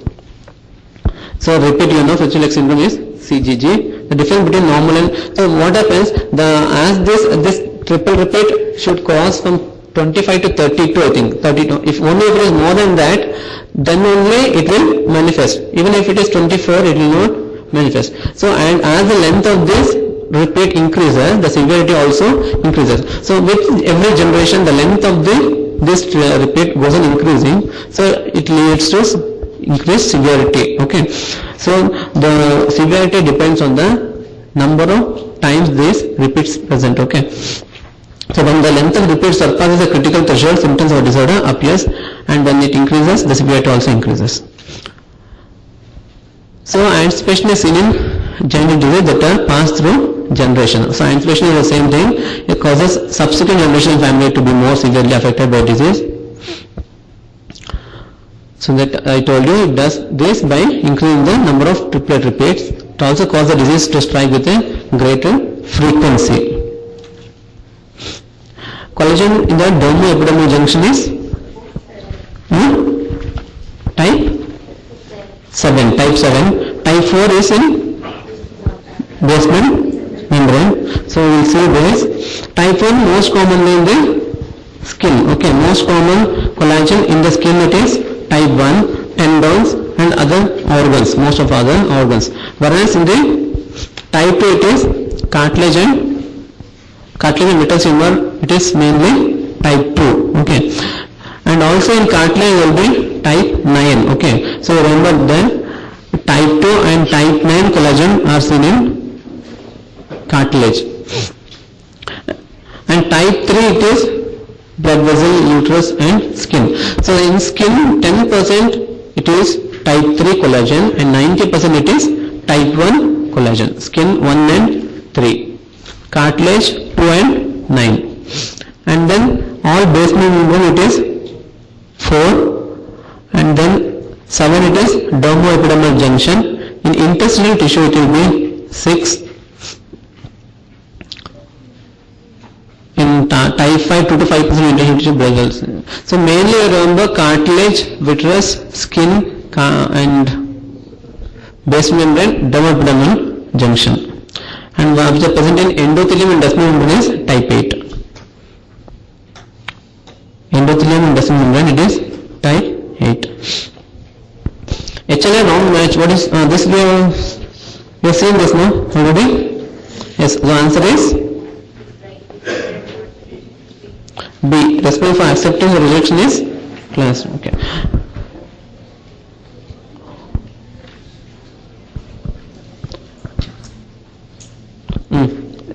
Postmortem rigidity generally cause of last in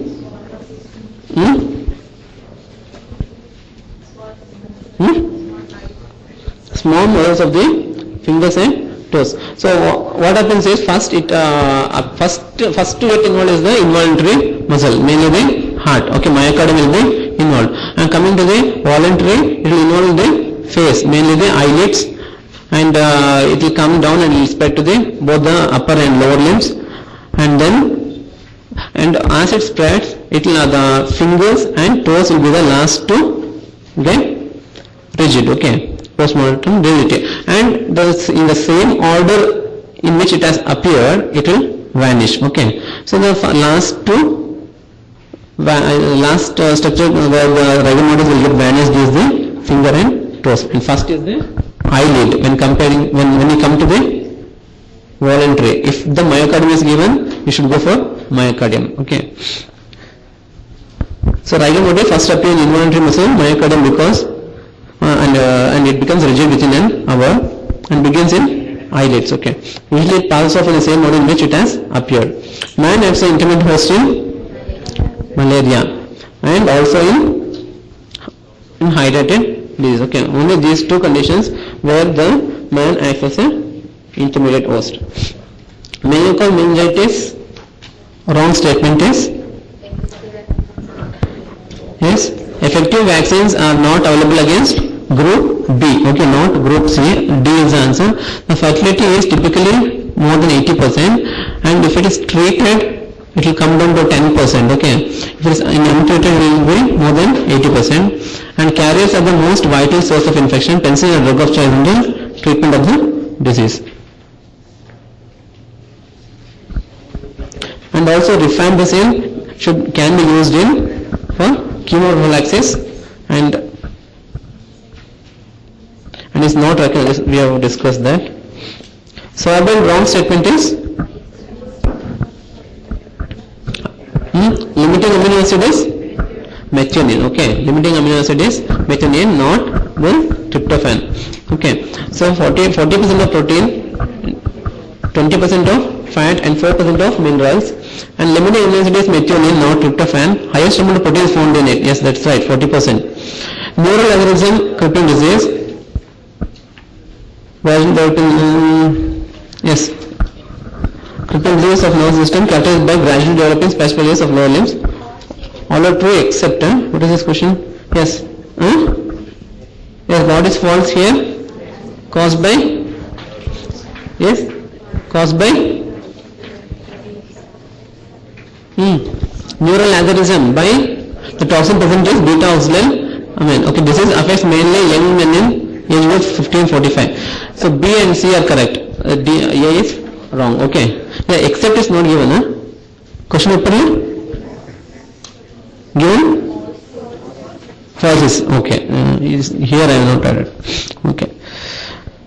So neural aneurysm is so it will cause spastic paralysis of the lower limb, and it is mainly because of when people eating kesari dal, mainly in state like Madhya Pradesh, and the active toxin present is beta oxalate aminoalanine. Okay, and the disease affects most commonly in the age group of 15 to 45 years. Okay, so here there will be paralysis of the lower limbs.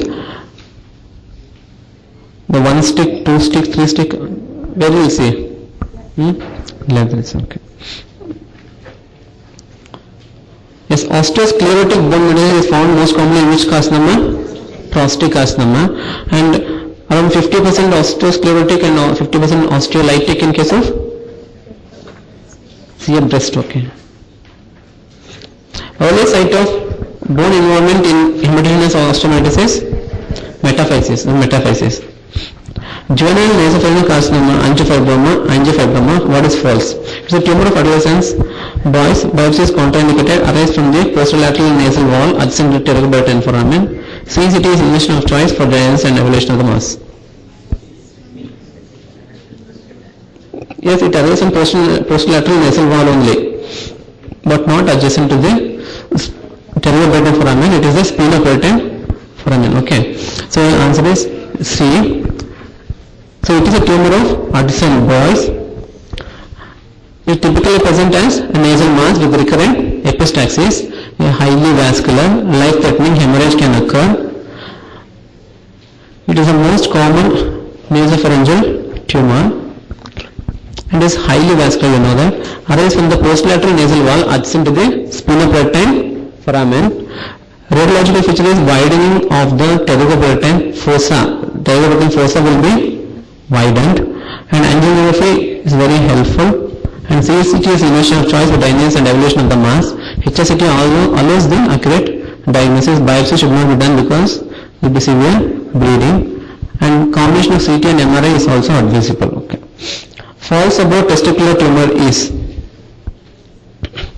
Answer is A. Pure seminoma is less severe when compared to other non-seminomatous tumors. Okay. Seminoma is radiosensitive. Okay, and seminoma can be treated by orchidectomy and radiotherapy. Seminoma spreads commonly as lymphatitis. That's right. Tarsal tunnel syndrome is caused with which arthritis? Rheumatoid arthritis will cause tarsal tunnel syndrome. Now suppose what is wrong? All muscles of palate are supplied by cranial axillary nerve except tensor valvularity, which is supplied by mandibular nerve. This is correct? Yes. All muscles of tongue are supplied by hypoglossal nerve except genioglossus, which is supplied by mandibular nerve. It is palatoglossus, which is supplied by mandibular nerve. Okay. All muscles of the faces are supplied by 7 cranial nerve except levator pulpito superior is supplied by oculomotor nerve. Yes? Yes, right. All muscles of pharynx is supplied by cranial axillary nerve except stylopharyngeal is supplied by glossopharyngeal nerve. Right? Yes. So answer is B.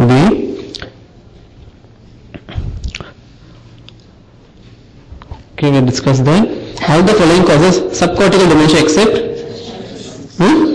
Alzheimer's. It's another disease which causes cortical dementia. It's another disease. Pics. Okay, Alzheimer's and Pics are the only two diseases which causes cortical dementia. All other causes subcortical dementia. Double pupil sign is seen in duodenal atresia. In pilocyanosis you will see single pupil. Okay. Zonular cataract not applicable is yes hereditary. It's an autosomal dominant trait, right? Zonular cataract it is autosomal dominant. Congenital nuclear and cerebral opacities will be seen. Yes. Maternal metabolism disturbance like hyperthyroidism is a predisposing factor. Disturbance in calcium metabolism like hypovitaminasis, the rickets can also precipitate zonular cataract. Which is correct in this or which is wrong in this? See, it is hypothyroidism. Hypothyroid state of the mother is more chance of zonular cataract in newborn. Okay, so mother having hypothyroidism, we should look for zonular cataract. So hereditary it is autosomal dominant, and congenital nuclear and cerebral opacity will be seen, and disturbance of the calcium metabolism like rickets can lead to zonular cataract. Most frequently seen in men one syndrome is yes, around 90% of the patient will have hyperparathyroidism. You can see here around 90% of people will have hyperparathyroidism, and pancreatic islet cell tumor 60%. So all will be less when compared to hyperparathyroidism. Okay. So it's otherwise called as Wormus syndrome. Whereas in men 2A is otherwise called Sickles. It is medullocarcinoma thyroid which is most common. Okay, medullocarcinoma thyroid in 100% in all patients who are suffering from men 2A will have medullary carcinoma thyroid. Okay, and 50% will have pheochromocytoma and 10% will have hyperparathyroidism. The men 2B, once again it is medullary carcinoma thyroid. Okay, so in one it is hyperparathyroidism, whereas in 2A and 2B it is medullary carcinoma thyroid, and also 100% manifestation of neuromas. Okay, it is multiple mucosal neuroma, ganglioneuromatosis and morphonoid appearance. Fish is deficient in which of the following nutrients? Iron. Okay. All the following features of Crohn's disease except toxic myoclone is a characteristic feature of ulcerative colitis. There will be rectus sparing and skin lesions. Skip lesions will be there, and perineal abscess and intestinal strictures obstruction will be there. What is backwash ileitis? Where do you see backwash ileitis? Ulcerative colitis. Okay. Which of the following compound of MEN2A syndrome exhibit 100% inflammation? You have gone through that. It is medullary carcinoma thyroid. Diabetic glomerulosclerosis is categorized by all except thinning of capillary basement membrane, Armani abstinence, Kinnison, Wilson, and fibrin caps and capsular drops. It is the thickening of the capillary basement membrane, not the thinning. Okay, it's thickening of capillary basement membrane. And what is Armani abstinence? What is Kinnison Wilson lesion? Diffuse, when it is diffuse, it is Armani abstinence lesion. Diffuse mesangial sclerosis is called as Armani abstinence lesion, whereas nodular glomerulosclerosis is called as Kinnison-Wilson's lesion. Whereas fibrin caps and capsular drops. So you would have read these things so many times, but you wouldn't have concentrating on this particular thing. What is Armenia? It is diffuse, and Communism it is nodular. Okay. Ovaries and testes can be distinguishable as early as 8 weeks and then genetically by 10 weeks. Okay. And first to be seen in female puberty is Tilaki. Okay. Tilaki, Bibake, Adrenarche. Okay. Minarche. Okay. And they say neonatal necrotizing enterocolitis. What is wrong? Most common life-threatening emergency of GIT neonate. That's right.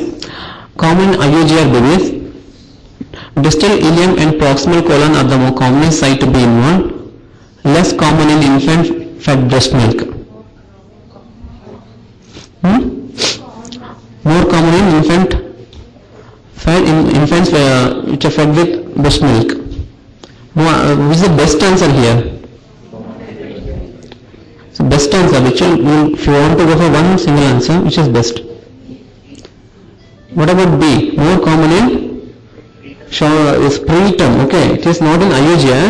Okay, it is in preterm. So you can go for B also, but the best answer should be B.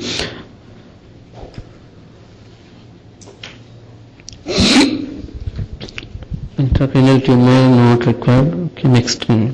Cassell's necklace is a feature of? Yes, it is pellagra. Okay. 3Ds was dementia, diarrhea and dermatitis.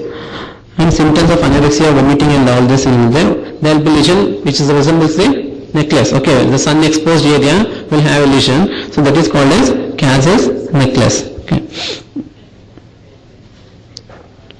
So Weber syndrome is categorized by all except ipsilateral third nerve palsy, ipsilateral lower motor neuron type of southern nerve palsy, contralateral hemiplegia, none of the above. Yes, B actually it will be there, but it is a upper motor type of contralateral. See here, Weber syndrome, contralateral upper motor neuron type of seventh nerve palsy, not ipsilateral and not lower motor. Whereas ipsilateral lower motor nerve palsy, if it is present, it is in Miller-Gubler syndrome. It is ipsilateral sixth nerve palsy with ipsilateral element lesion with contralateral hemiplegia. It is Miller-Gubler.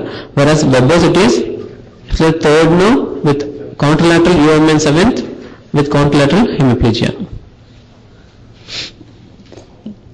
What about Wallenberg syndrome? What is wrong here? Ipsilateral 5th, 9th, 10th and 11th cranial involvement. Ipsilateral Horner syndrome, ipsilateral cerebellar sign, ipsilateral spinothalamic tract involvement. It's a contralateral spinothalamic tract involvement. Spinothalamic tract will carry what? Pain and temperature.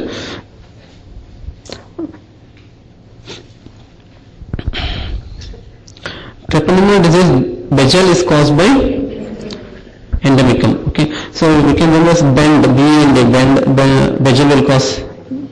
Okay, the mnemonics are there, you can go through. Endemicum, it is Bejel. Peritoneum, it is Yas. Keratium is Pinta. And periodum, it is syphilis. Okay, relaxing fever is caused by recurrentes. Bordeaux, Lyme's, intervals is Wheels and Vincenti. Normolytic nomochromic anemia is observed as early as stage 3 CDK and is almost universal by stage 4. The primary cause in patient with CKD is, it is because of the erythropoietin. Okay, so insufficient production of erythropoietin by the diseased kidney, so leading to decreased production. Okay. Classically, patient with Alport syndrome develops hematuria with all the following except. Yes, it is a sensory neural deafness, not the conductive deafness in Alports. It is thinning and splitting of glomerular basement membrane, lenticonus of the anterior lens, mental retardation, character feature of Alports. And what is that collagen involved? Col5 4 collagen chain. Okay, it's answer PGI. Remember that. So it has to be sensory deafness, thinning and splitting of the glomerular basement membrane will be seen, and lenticonus of the anterior lens, and may have mental retardation and leiomyomatosis. And 85% of patients with Alport syndrome have an X-linked inheritance of mutation. Okay, X-linked inheritance, and the mutation is in the col5-4 gene, collagen chain of chromosome X. X is enough. Okay. Next, female carries is not required. Okay. Reclination disease. False statement is, what is false here? Gene involved is, what is the gene involved in type 1? 17. Okay. So 22 in 2. So it's an autosomal dominant disease. Gene involved is 17. Kepler spots 6 or more measuring at least 1.5 cm in greatest dimensions. 2 or more iris hematoma, that is others called as leash nodules. So the criteria is there. So neurofibromatosis type 1 it is 17 and the product is neurofibrin. And what are the criteria? Neurofibromas, 1 plexiform neuromas or 2 plus. Okay. And Kepler spot should be there 6 or more, and then and 1 centimeter in the greater dimension, and freckling in the axillary freckling, and 2 or more iris hematomas. Among these, at least 2 should be there to diagnose neurofibromatosis type 1. And optic glioma will be there. Whereas in type 2, what will be there? Which tumor? Acoustic neuroma. Okay. Whereas in type 1 it is optic glioma. And also what will be there with this sphenoidal dysplasia and thinning of the cortex of long bones. And is not required. Okay. And type 2 it is diffident 22. Metallic poison resembling Parkinsonism like manifestation is manganese. So cadmium. Okay, leave it after, you know. So the same thing which I told you before, then cadmium resembling like orthopedic condition, that is fracture like condition, and aluminium will have encephalopathy in patient undergoing dialysis, and manganese it is Parkinsonism, and nickel കൊടുക്കണോ ഇപ്പൊ സമയത്ര 3:30 tea break വേണോ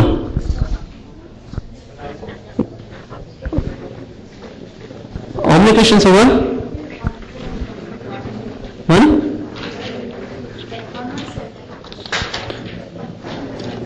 Okay, go ahead and come within 5-10 minutes we can start.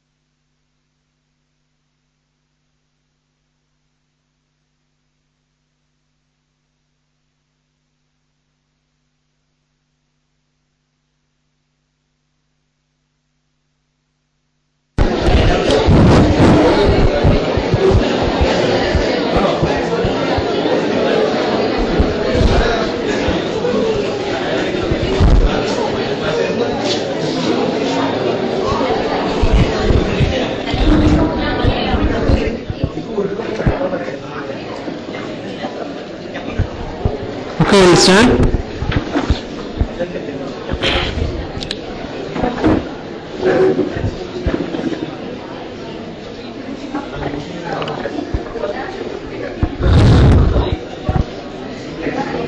Yes, come on, hello.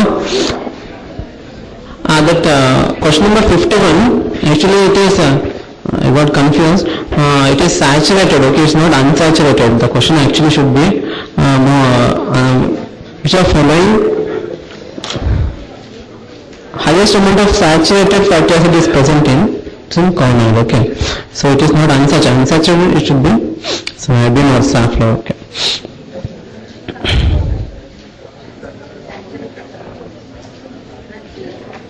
Saturated is corn oil, okay. Highest amount of saturated is corn oil. Yes. Only ketogenic amino acid is the best answer you should go is leucine, okay. Leucine. Only ketogenic amino acid is leucine and most basic amino acid is arginine. And then so dopamine, melatonin and niacin are synthesized from tryptophan. So consequently on this, most commonly asked, tryptophan is used in synthesis of dopamine, melatonin and niacin. Probably that not much important. Even in this, cola, that is cysteine, ornithine, arginine and lysine are excluded in cystinosis. Harkness disease, it is tryptophan. And ammonia is transported in the brain as glutamine. Nitric oxide is synthesized from arginine, not from histidine. Amino acid present in folic acid is the product in the metabolism of folic acid is a product in the metabolism of tryptophan, okay. And amino acid required for transmethylation it is methionine. So xanthuric acid is a product in the metabolism of tryptophan. Okay, a lot of question on tryptophan. Methionine it's a lipotropic factor, okay. It prevents the fatty liver. So what are the lipotropic factors? It's BMAC, it is betaine, methionine, lecithin and choline. So these are the four lipotropic factors, okay. So BMAC, random mnemonic, betaine, methionine, lecithin and choline. And then gamma-glutamate glycine is glutathione. That is, it contains glycine, cysteine and glutamic acid. And then amino acid taking part in urea synthesis are glutamate, aspartate and arginine. And amino acid taking part in creatinine synthesis are GAN, that is glycine, arginine, methionine. Amino acid rich in hemoglobin is histidine and histamine is formed from histidine. So remember this one mainly, they are involved in creatine synthesis, involved in urea synthesis, and then Hartmann disease tryptophan and lipotropic factors BMLC, GGT, gamma-glutamate glycine is glutathione, and nitric oxide is arginine. So there notes go through again. Wrong regarding amino acids. Most basic amino acid is arginine. Gamma-glutamate glycine is dopamine, melatonin and niacin are synthesized from tryptophan. Nitric oxide is formed from histidine. It is formed from arginine. So answer is D. So all porphyrias are autosomal dominant except congenital erythropoietic porphyria.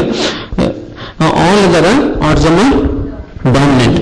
So remember as CEPRA, CEPRA, that is congenital erythropoietic porphyria is autosomal recessive. Okay, all the other autosomal dominant. What are the features important regarding acute renal porphyria? So let us say all at once. All porphyrias are autosomal dominant except congenital erythropoietic porphyria, that is autosomal recessive. Most common and mildest type is porphyria cutanea tarda. The most common type is porphyria cutanea tarda. It is not acute intermittent porphyria. Okay, most common is porphyria cutanea tarda. And then uroporphyrin 1 synthetase deficiency is in acute intermittent porphyria. How to remember this? I is there, remember it as 1, okay. So uroporphyrin 1 synthetase deficiency causes acute intermittent porphyria. Whereas uroporphyrin 3 synthetase deficiency causes what? Congenital erythropoietic porphyria. E is there, no, E resembles like 3, okay. So remember this, CEP, uroporphyrin 3 synthetase, whereas AIP is uroporphyrin 1 synthetase. Skin lesions are not usually seen in acute intermittent, is not photosensitive, okay. It is not usually seen in acute intermittent porphyria. AIP presents with acute abdominal pain and neuropsychiatric illness, okay. Acute intermittent porphyria will have abdominal pain and neuropsychiatric illness, and ferrochelatase lactase deficiency causes erythropoietic porphyria. See, E and F, okay, E is next to F, EF, okay. So erythropoietic porphyria is erythropoietic porphyria, and then CEP due to deficiency of 3 we are told. And in anti-epileptics you should not give, or in porphyria patients having epilepsy you should not give this regular anti-epileptic drugs, okay. It will exaggerate the porphyria. So the drug of choice is bromides. Bromides are the drug of choice for patients having convulsion and with porphyria. So most common type is, yes, tell me. Porphyria cutanea tarda. What is the enzyme deficiency in congenital erythropoietic porphyria? Uroporphyrin 3. One is deficiency in acute intermittent porphyria. Ferrochelatase in erythropoietic porphyria. All are autosomal dominant except erythropoietic porphyria. Skin lesions are not seen in porphyria. Abdominal pain and neuropsychiatric illness in acute. So we say this, what are the hepatic porphyrias among this? And in many cases, hepatitis A virus, HIV, you remember this, it is hereditary coproporphyria, and then acute intermittent porphyria and varicate porphyria. These are the only 3 hepatic porphyrias, okay. Hereditary coproporphyria, acute intermittent porphyria and varicate porphyria. These are the only 3 hepatic porphyrias. All the following are true regarding AIP except yes. Present with acute abdominal pain and neuropsychiatric illness, that's right. Most common and mildest.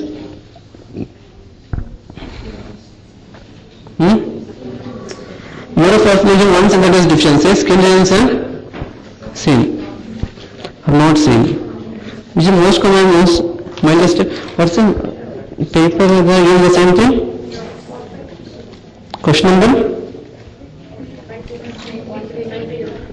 192. Second answer, choice B is autosomal dominant.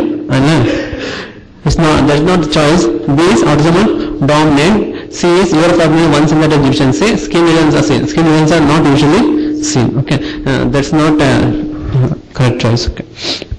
Adrenal gland is supplied by all of the above. So from below it is inferior artery. From above it is the abdominal aorta from the center, and the branch of the renal artery, okay. From above it is phrenic, from below it is renal, from center it is abdominal aorta. So this, we will see the venous drainage. So right suprarenal vein drains directly to the inferior cava, whereas left suprarenal vein will drain to the left renal vein. So lymphatic drainage is to the lateral aortic nodes. Wrong regarding deep inguinal ranges. Yes, what is wrong here?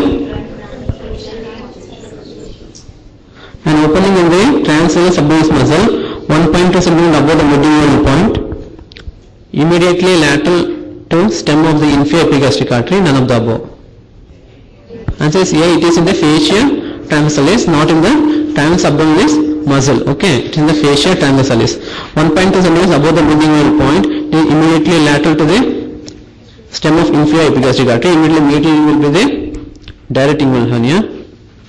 Okay, that is the thing, and none of the ball. So inguinal canal is just above the medial half of the inguinal ligament, okay.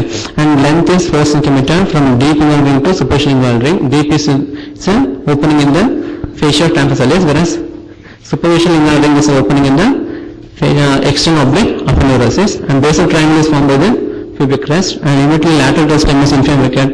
You will know that. Next, cremasteric reflex. What is wrong? Through the genitofemoral nerve L2 and L3, reflex is dependent on the integrity of the corticospinal tract, absent during spinal shock. Yes, to know the spinal shock, you will do the cremasteric reflex. Okay. So if it is absent, the patient is in spinal shock. When you could have seen in your wards, no, patients with having spinal injury who have come with paraplegia, quadriplegia, all this, to see whether he has come out of the spinal shock. We will see cremasteric reflex, okay, or perianal reflex or cremasteric reflex. You will see. Okay, that's correct. Absent during spinal shock through genitofemoral nerve, right? It is mainly the L1 nerve root, not even L1 L2. It is L1 mainly. L2 L3 it is L1 L2, and in that mainly it is L1 nerve root. Reflex is dependent on the integrity of the corticospinal tract. Only when the corticospinal tract is functioning, then only it will be positive. Therefore, absence of that will be seen in spinal shock. So innervated by genital branch of genitofemoral nerve. Okay, that also remember. Not the femoral branch, it is a genital branch of genitofemoral nerve, cremasteric reflex, and derived from the first and second lumbar spinal nerves. And this reflex depends on the integrity of the corticospinal tract. Right gastric artery is a branch of common hepatic artery. Can you see this? So left gastric artery is a branch of directly from the ciliary, whereas the right gastric artery is a branch of common hepatic artery. The right gastroepiploic artery branch of the gastroduodenal artery, whereas the left gastroepiploic artery is a branch of splenic. Okay, it's a branch of splenic artery. 5 to 7 short branches of the splenic artery. Okay. Red infarct occurs in all except liver. Answer is liver. So here all the tissue which have dual blood supply, but exception is liver. Okay, even though it has a dual blood supply, that is through the artery and also through the portal vein, it will not have red infarct. Okay, it will have pale infarct only. And all tissue which are loose, where the blood can accumulate, in that condition also you can see in case of lungs and intestine. So tissue with dual blood supply mainly in the lung and intestine, and loose tissues, lungs. Once again, venous occlusion. Whenever there is venous occlusion in case of ovarian torsion, okay, or ovarian, in that condition also you can see red. So these are the condition cause for the red infarct. So tissue with dual blood supply, loose tissues, and with dual blood supply, and also venous occlusion. So what is Sago spleen? No, question is not. It is amyloidosis of the spleen involving the what? The follicles or extra of the sinuses. Follicles. When sinuses are involved, it is Lardisius spleen. Okay. And so Sago spleen is in amyloidosis when the amyloid deposition is largely limited to the splenic follicles. So Lardisius is in the sinuses.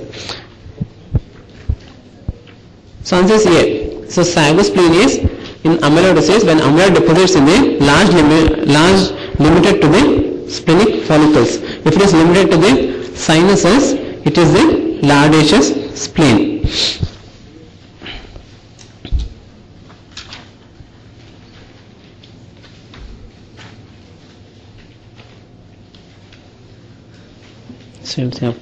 Few persons are with following familial syndromes except 1 hippo, 1 Requilians, Li-Fraumeni, Stugibus. So Li-Fraumeni is not it's not a familial syndrome in which few persons seen. So it is mainly 2 ones, 1 Eppendorf, 1 Requilians and Stugibus syndrome. The best single parameter for estimation of fetal age before this? No. Of the third trimester is femoral length. In first trimester it is crown rump length, and then second trimester it is BPD, bipedal diameter, And for where do you use abdominal circumference? IUGR, okay. So chemotherapy is curative. Why is this? All the following are used as surface anesthetic except. So bupivacaine is not used as surface anesthetic. It is cocaine, lignocaine, tetracaine. What is oxytocin? Where is the oxytocin?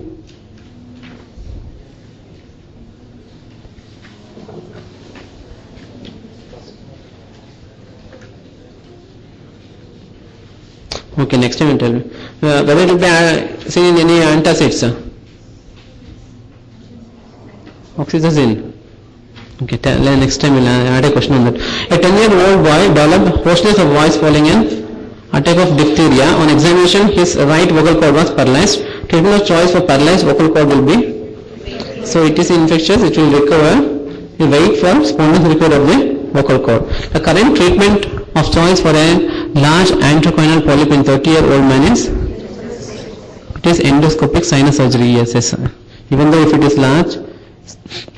A 2-year-old boy presents with fever for 3 days. He responds to administration of paracetamol. 3 days later, he developed acute renal failure marked as encephalopathy with oxalate crystals in urine. The blood anion gap and osmolar gap were increased. Which of following is most likely dangerous? Rise anion gap. It is diethyl glycol poisoning. Okay. What's the drug of choice to control supraventricular tachycardia? Adenosine. If adenosine is not given, verapamil.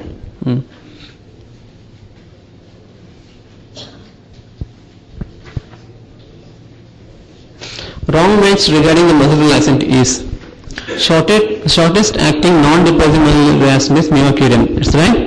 Yes. Longest acting non-depressive muscle relaxant is pipecuronium. Most potent ND muscle is relaxant is, most potent is doxycycline, least potent is galamine. What's the answer here? The longest acting is pancuronium, not pipecuronium. Pancuronium. I think it's given wrongly in the tripartite. It's pancuronium. Okay, not pipecuronium. Most potent is doxa, least potent is galamine, and causing renal failure is galamine. Okay, it's also there. Okay. Muscle relaxants or shortest acting non-dependent mivacurium, whereas longest acting is pan, and most potent is doxa, least potent is galamine. Shortest acting, if they generally ask, it is succinylcholine, and overall shortest acting MR is succinylcholine. Wilms syndrome is otherwise called idiopathic hypercalcemia of infancy. They should not be given in bracket. A question of it is given. Oh, blunder. Okay. So it's categorized by all except hypercalcemia.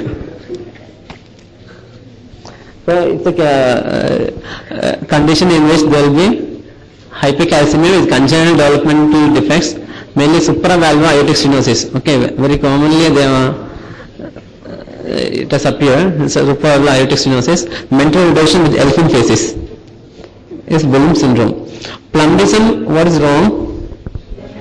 Facial pallor are early sign. Anemia is punctured basophilia. Anemia is a normocytic, normochromic, Bartonian's line, a lead line, a black line seen in the gum, colic and constipation.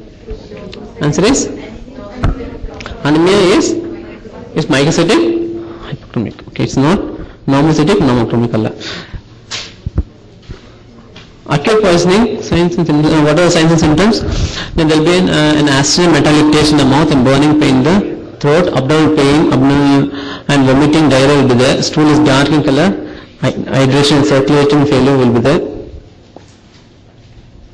Yes, in this the important thing which you will consider is anemia with punctum basophilia, anemia is mycocytic hypochromic, Bartonian line, and with the abdominal colic and constipation, not diarrhea. Okay, remember that. Lead poisoning, constipation, and encephalopathy most commonly seen in children. This is also important. Encephalopathy not most common in adults. Encephalopathy in lead poisoning is more common in children, and menstrual irregularities and renal dysfunction. So mainly concentrated on Bertone line, encephalopathy, and constipation, and punctate basophilia. Facial pallor earliest sign. Most common manifestation of plumbism is colic and excess evidence of transverse bands of increased density at the end of the growing bone. Okay, in chronic poisoning in children. And treatment usually challenging agent ETA, bile penicillin. Modifications in histone proteins are all except oxidation. There are 5. Remember as PURAM, puram. Okay, that is phosphorylation. U is ubiquitin covalent linkage. R is ribosylation. ADP ribosylation. A is acetylation. M is methylation. Okay, ADP ribosylation, covalent linkage to ubiquitin, phosphorylation, acetylation, methylation. Triad of dose related toxicity associated with quinine include quinine toxicity. What is the triad? Synchronism with hypertension with hypoglycemia. So hypoxia is not a part of triad. Okay. Test performed to assess the macular functions are all except none of the above. Medax rod is also used. Ansler's grid and 2-point discrimination. All the 3 are used. Okay. 2-point discrimination in a cardboard. So these are the things which are used. 2-point discrimination, Medax rod, Ansler's grid. Mainly they will ask these 3. Okay. So you should not forget these 3 things. And other things not much to go through. Antifungal drug which is an enzyme inducer is greazophulvin. What about ketoconazole?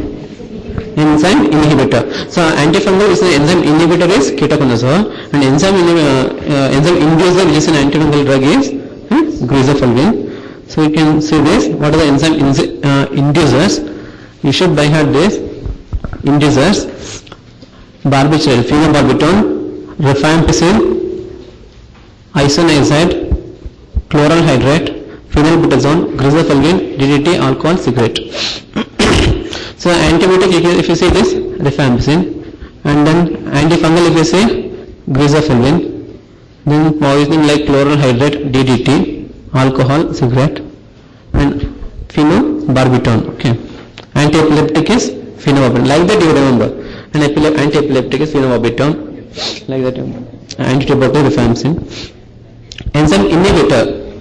So if you see the enzyme inhibitor, antifungal drug is ketoconazole, antibiotic is ciprofloxacin, metronidazole, and then see for gastric related omeprazole and cimetidine, and also erythromycin is another antibiotic. So these are enzyme inhibitor.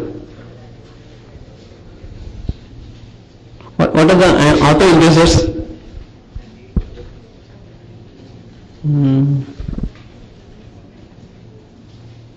Next time. Rifampicin is an autoinducer. Okay. Now, ATT side effect causing optic neuritis is, what's the answer here? INH and ethambutol. What about ethylamide? Ethylamide will cause? In psychiatric manifestation will cause? Yes. Ethylamide will cause psychiatric manifestations. So hyperuricemia, it is INH and ethambutol. Optic neuritis, once again it is INH and ethambutol. So INH and ethambutol together can cause hyperuricemia and optic neuritis. And then peripheral neuropathy, streptomycin, isoniazid, ethambutol, ethionidazole, all will cause. But rifampicin will not cause peripheral neuropathy. That also you should remember. Okay, rifampicin is not included in this. Hepatitis, drugs causing hepatitis are isoniazid, rifampicin and pyrazinamide. Okay. Glutathione and trihydro 3 amino acid contains all except, we have gone through this, alanine. It is gamma glutamine, cysteine, glycine. All the following are dimorphic fungi except Streptococcus, high systolic BP. Is histoplasmosis, the mnemonic is high HSBP. Okay. There is histoplasmosis, porotrichosis, blastomycosis, paracoccidioidomycosis and coccidioidomycosis. High systolic BP is dimorphic fungi. Histoplasmosis, Sporotrichs shrinkii, blastomycosis, Paracoccodermatosis and coccodermatosis. Any other fungi you know which are dimorphic? Candida? We'll come to that later. Rheumatic fever is characterized by all except none. Okay. So all are seen. So what is Ashkoff bodies? Ashkoff bodies which are seen in acute rheumatic fever, whereas Meckelin patch is seen in chronic rheumatic fever. That you should remember. Ashkoff bodies are seen in only acute, whereas Meckelin patch seen in chronic rheumatic fever. Ashkoff bodies contains all this. In that the anti-Ashkoff cells will be there.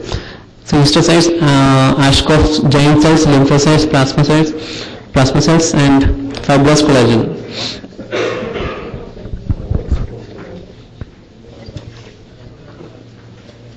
Yes, cholesterol crystal in tubular effusion is seen in all of the following conditions except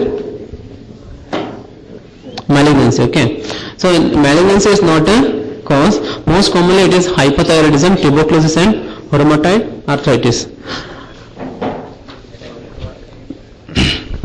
Metabolic cause of peripheral neuropathy are all except it is hypothyroidism, not thyrotoxicosis, porphyrias, uremias, amyloidosis and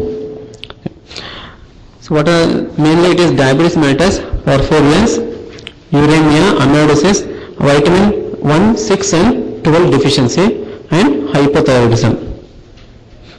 Toxins causing peripheral neuropathy are all except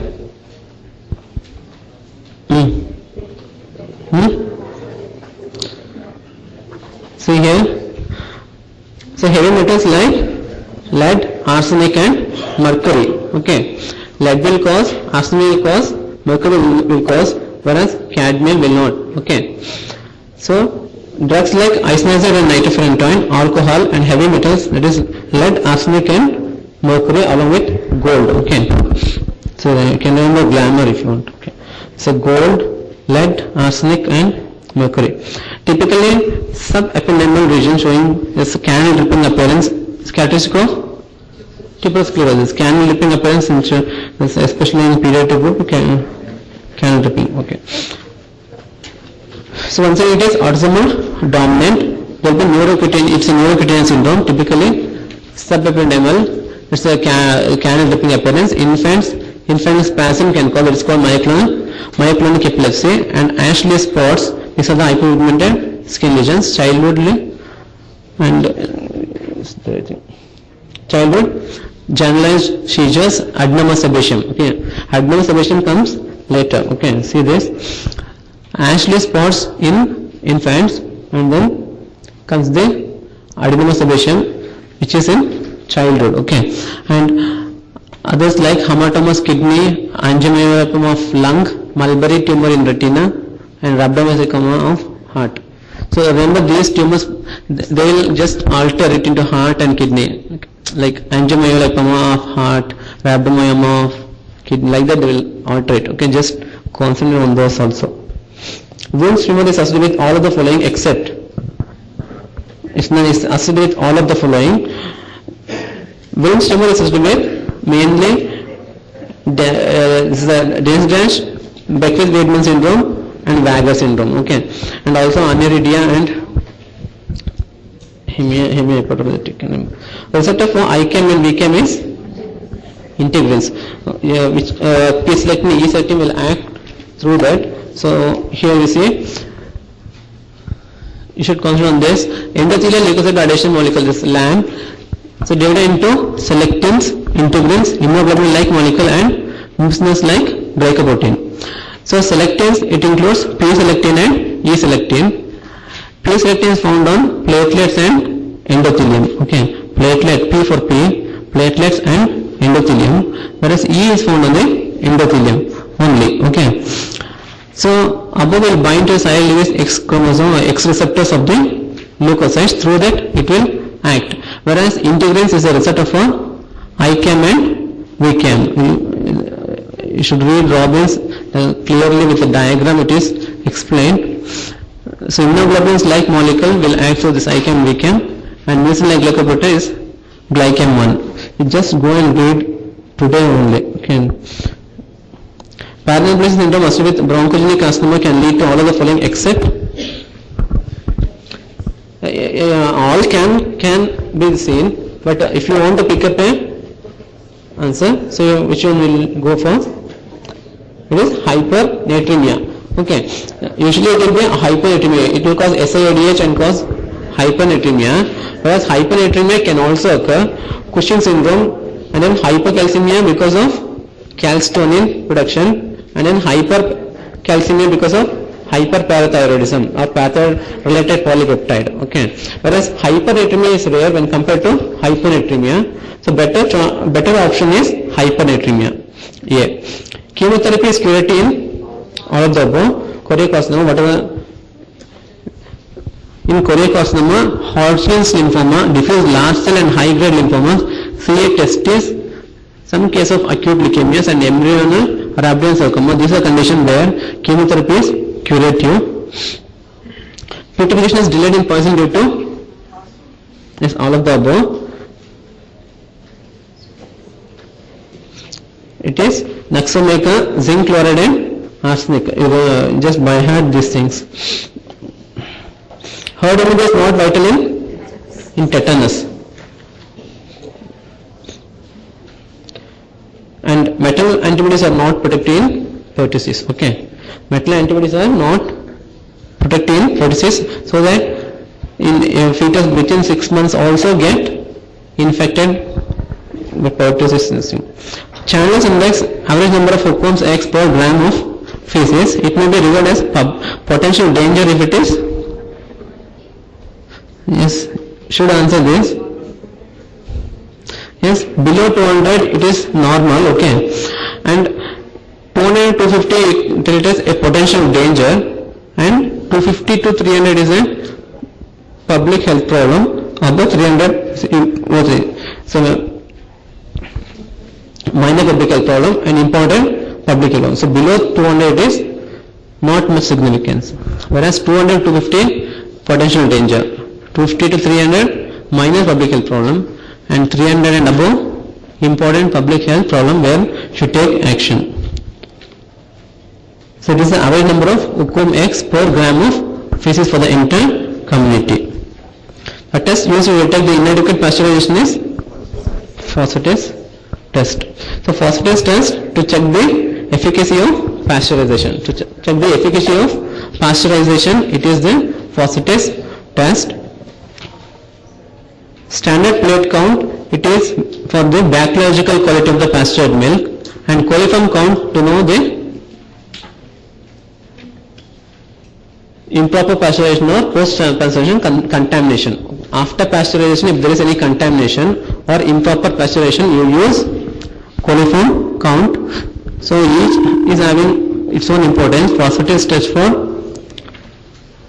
inadequate pasteurization, standard plate count for bacteriological quality. Epidemic Bromsey wrong statement is parboiling is done for what? So epidemic Bromsey caused by toxin alkali sanguinary, cause glaucoma. Paper chromatography is the most sensitive investigation. See this.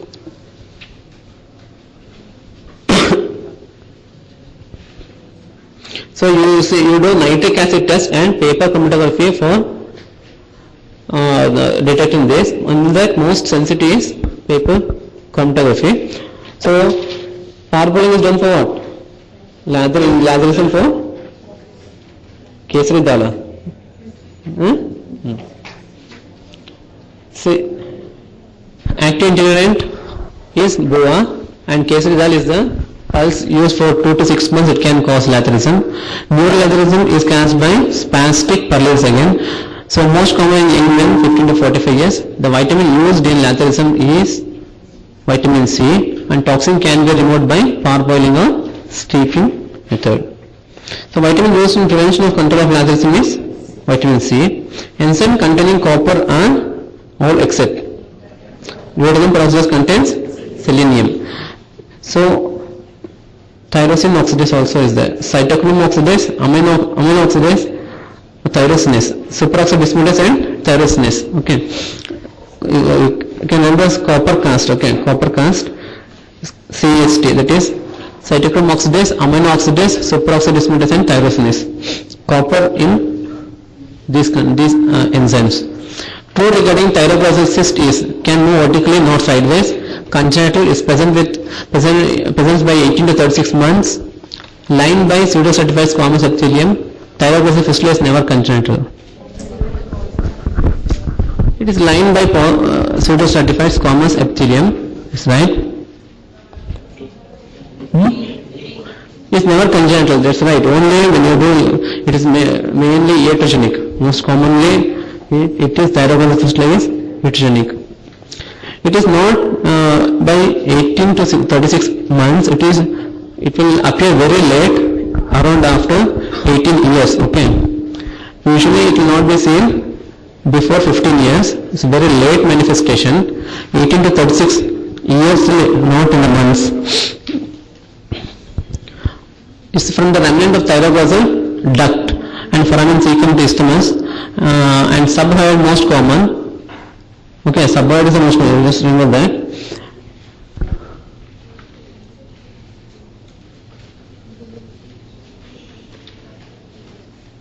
Can not vertically, moves with protrusion of tongue, and though congenital presents by 15 to 30 years. Okay. And moves with deglutition, lined by pseudocytic columnar, surgical excision treatment of choice. It's never, so this is never congenital, follows infections or inadequate removal of the cyst. The drug of choice in treatment of typhoid fever in pregnancy is ceftriaxone.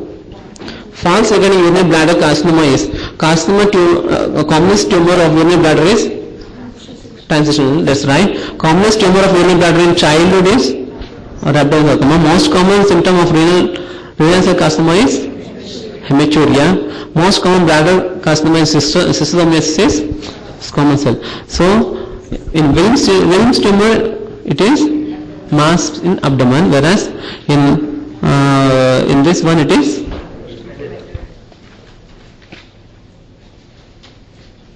it's given in your notes. Most common primary, which gives a secondary to pain. You just go through all these things. It's already late. False regarding ovarian neoplasm is commonest cystic ovarian neoplasm is serous. It's not mucinous. Commonest is serous. And then ovarian tumor causing pseudomyxoma peritone is mucinous tumor. Mucinous will cause pseudomyxoma peritone. Ovarian tumor causing Meigs syndrome is ovarian fibroma, and causing pseudomyx syndrome is Brennus. Okay. So Meigs is ovarian fibroma, pseudomyx is Brennus, and mucinous tumor will cause pseudomyxoma peritone, and commonest is serous cystinoid carcinoma.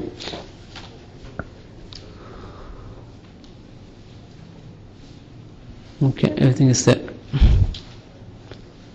Overall, most common ovarian tumor is epithelial cell tumor. Most common ovarian tumor in young women is germ cell. Young. Schizophrenia, all the following are good prognostic indicators except it's early onset. Late onset is having good prognosis. Acute onset, good prognosis. Female, good prognosis. Presence of confusion is good prognosis. Presence of depression is good prognosis. See, late onset is good. Okay. First episode, it is good. Short duration is good. Keratonic subtype, it is very good. Presence of confusion is good. And good pre-morbid adjustment is also good. Okay. Whereas, poor, when it is poor, when it is insidious in onset, very gradually it is coming, or after 35 years. Okay. Before 20 years, this early onset. And then, if it is chronic course, past history of schizophrenia in family history, all those will cause bad prognosis. 1% stain is used to stain calcium. Special stains, you see all these. Oil red ghost stain is used to stain fat. Glycogen for PS positive or diastase sensitive. Okay, diastase sensitive test. And iron is Prussian. Hemocyanin is once again Prussian blue. Amyloid, Congo red, calcium, oncosa. Alpha antitrypsin you use PS positive diastase resistant. Okay. White muscle fibers all are true except. Where this white muscle fiber will be present in? Red muscle fiber in?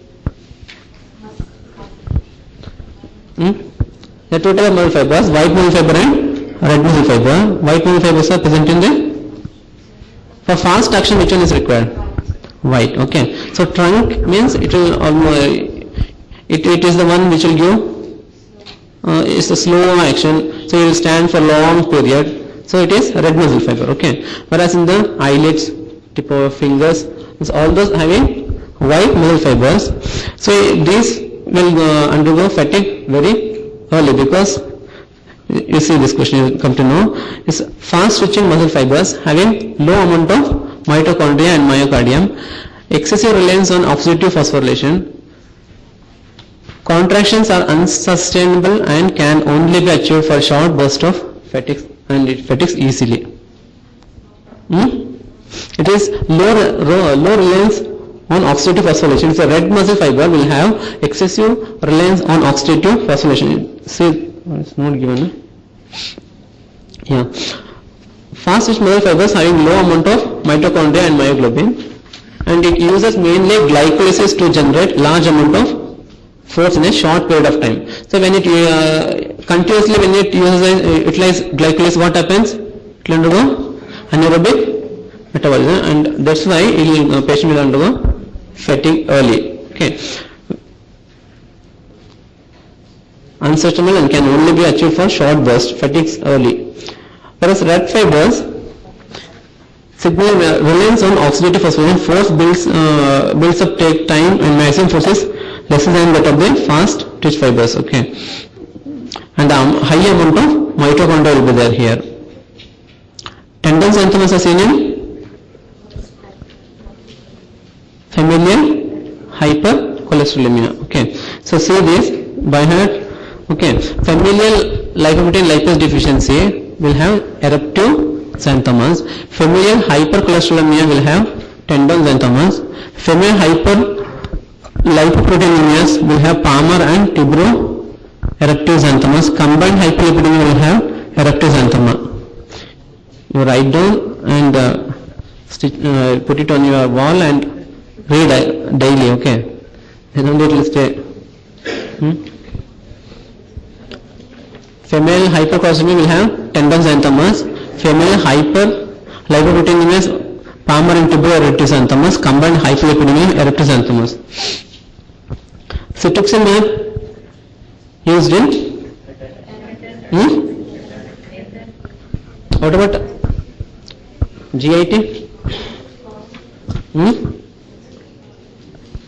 It is used in both, but best answer is it's a GIT, it's anal cancer, okay. Best answer is B. Drugs inhibiting peripheral conversion of T4 to T3 is, or these are the three drugs, this is lithium, amiodarone and steroids, which inhibits the peripheral conversion of T4 to T3, okay. D, all of the above. Which component of eye has maximum refractive index? Center of the lens. Which part of the eye will have maximum refractory power? And surface of the cornea. Why? Medium, from air to liquid, okay. So that's why it will have. Sclera is thinnest at the posterior to the attachment of the superior rectus. So central dot sign is seen in Carolis. Joint not involved in rheumatoid arthritis according to ARA criteria, it is tarsometatarsal, okay, tarsometatarsal. Inclusion convenience is caused by chlamydia trachomatis. So here patient is having blindness since 2 days. On extension there is thick cord-like structure on the lateral side of the head, conjunctival congestion, everything will be there. What is the answer here? Temporal arthritis. The most important indication for surgical repair of bicoilin uterus is habitual abortion. The one measurement of fetal maturity that is not affected by a bloody tap during amniocentesis, it is phosphatidylglycerol. Very commonly asked question. Which of the following tests is the most sensitive for detection of iron depletion in pregnancy? Serum ferritin. False sense of perception without any external object is hallucination. Species identification done by precipitation test. Whiplash injury is caused due to Hyperextension. There will be hyperflexion followed by hyperextension, but mainly it is because of the hyperextension. We will go and the cord will go and get hit against that. Okay, so it is a hyperextension. All the following form radiolucent stones except because of the presence of cysteine, presence of sulfur. Okay, it's because of presence of sulfur, it is cysteine. Young female present in history of dyspnea on exertion. On examination, she is having wide fixed split heart S2. What's the answer here? It is ESD. Wide fixed means it's ESD. Which test is performed to detect reversible myocardial ischemia? Thallium scan. 62 years old man with carcinoma of lung present to emergency department with EKG showing electrical alternance. Cardiac trampoline. Kussmaul signs in constrictive pericarditis. The most common systemic association of scleritis is rheumatoid arthritis. This rheumatoid arthritis most common. The following is not a method of isolation chlamydia from clinical specimen enzyme because it is obligatory intracellular organism. Drug also remember lithium. Okay, lithium and amiodarone. Propulsors. So what is the regular sign? Seen in pneumoperitoneum. You just go through it, given in notes. Prostate valve endocarditis, less than 2 months, it is most commonly coagulous negative staphylococcus, it is epidermidis, whereas 2 to 12 months it is, once again it is epidermidis, whereas after 12 months it is viridans. Okay, so less than 1 year it is epidermidis, after 1 year it is viridans. Minimal chain glomerulopathy will be seen in all of the following except hepatitis B will not.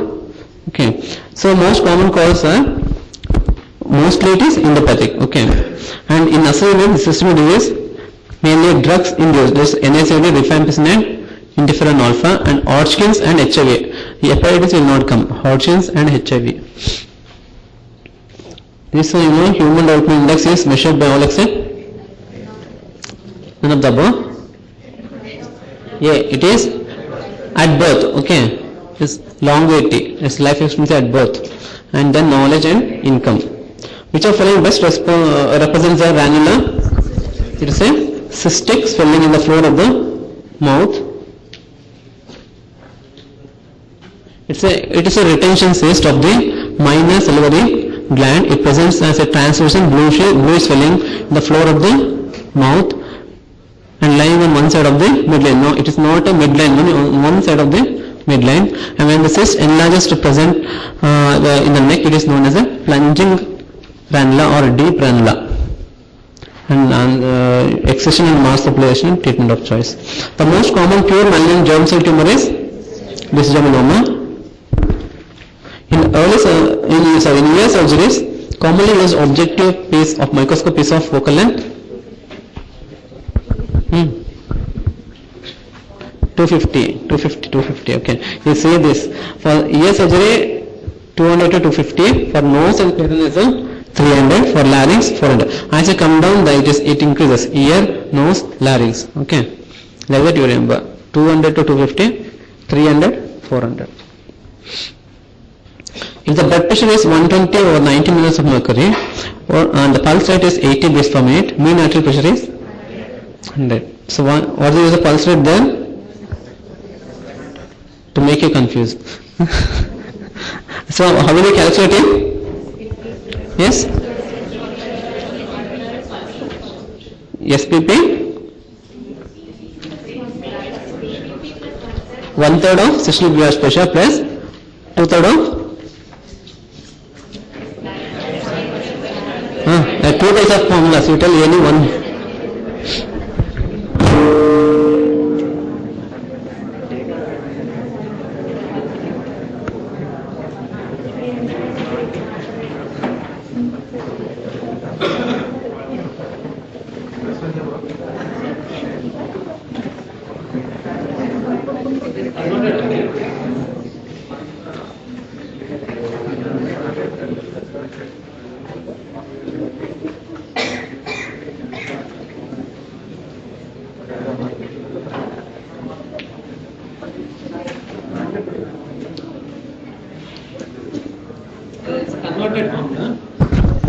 okay, in bracket also.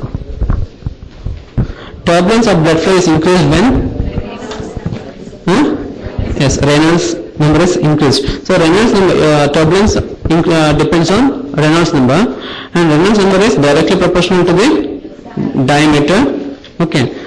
So as the diameter increases, the turbulence also increases, and as the velocity of blood increases, turbulence increases. As the density increases, it also increases. True regarding metal fume fever is most commonly caused by zinc oxide. Okay, it is not mercury, it is zinc oxide. And flu-like symptoms with fever and chills associated with sweating, and hazardous if not immediately treated. Most often recovery is incomplete. So what is wrong here? So what is correct here? Flu-like symptom with fever and chills associated with sweating, most commonly caused by zinc oxide. If it is not hazardous, okay, it is self-limiting. Okay, if not immediately treated also, it will get corrected. Most often recovery is complete. Okay, complete recovery is possible even without treatment. Endemic acid is pyroxenum alkaloid. Regarding ASHA, okay, accredited social health activity, false is 1 per 1000, not 1 for 3000. So it should be literate woman minimum 8th class, and then delivers dots, provides ORS, iron, folic acid, etc. And other things, you want this? Pianka, Cianca in vaginal granulomatosis, Pianka, microscopic pharyngitis, Paulitis nodosa, good pastures, choke stress, crescentic granulomatous. Next class we will go through all this. Many of them next class. Okay, thank you.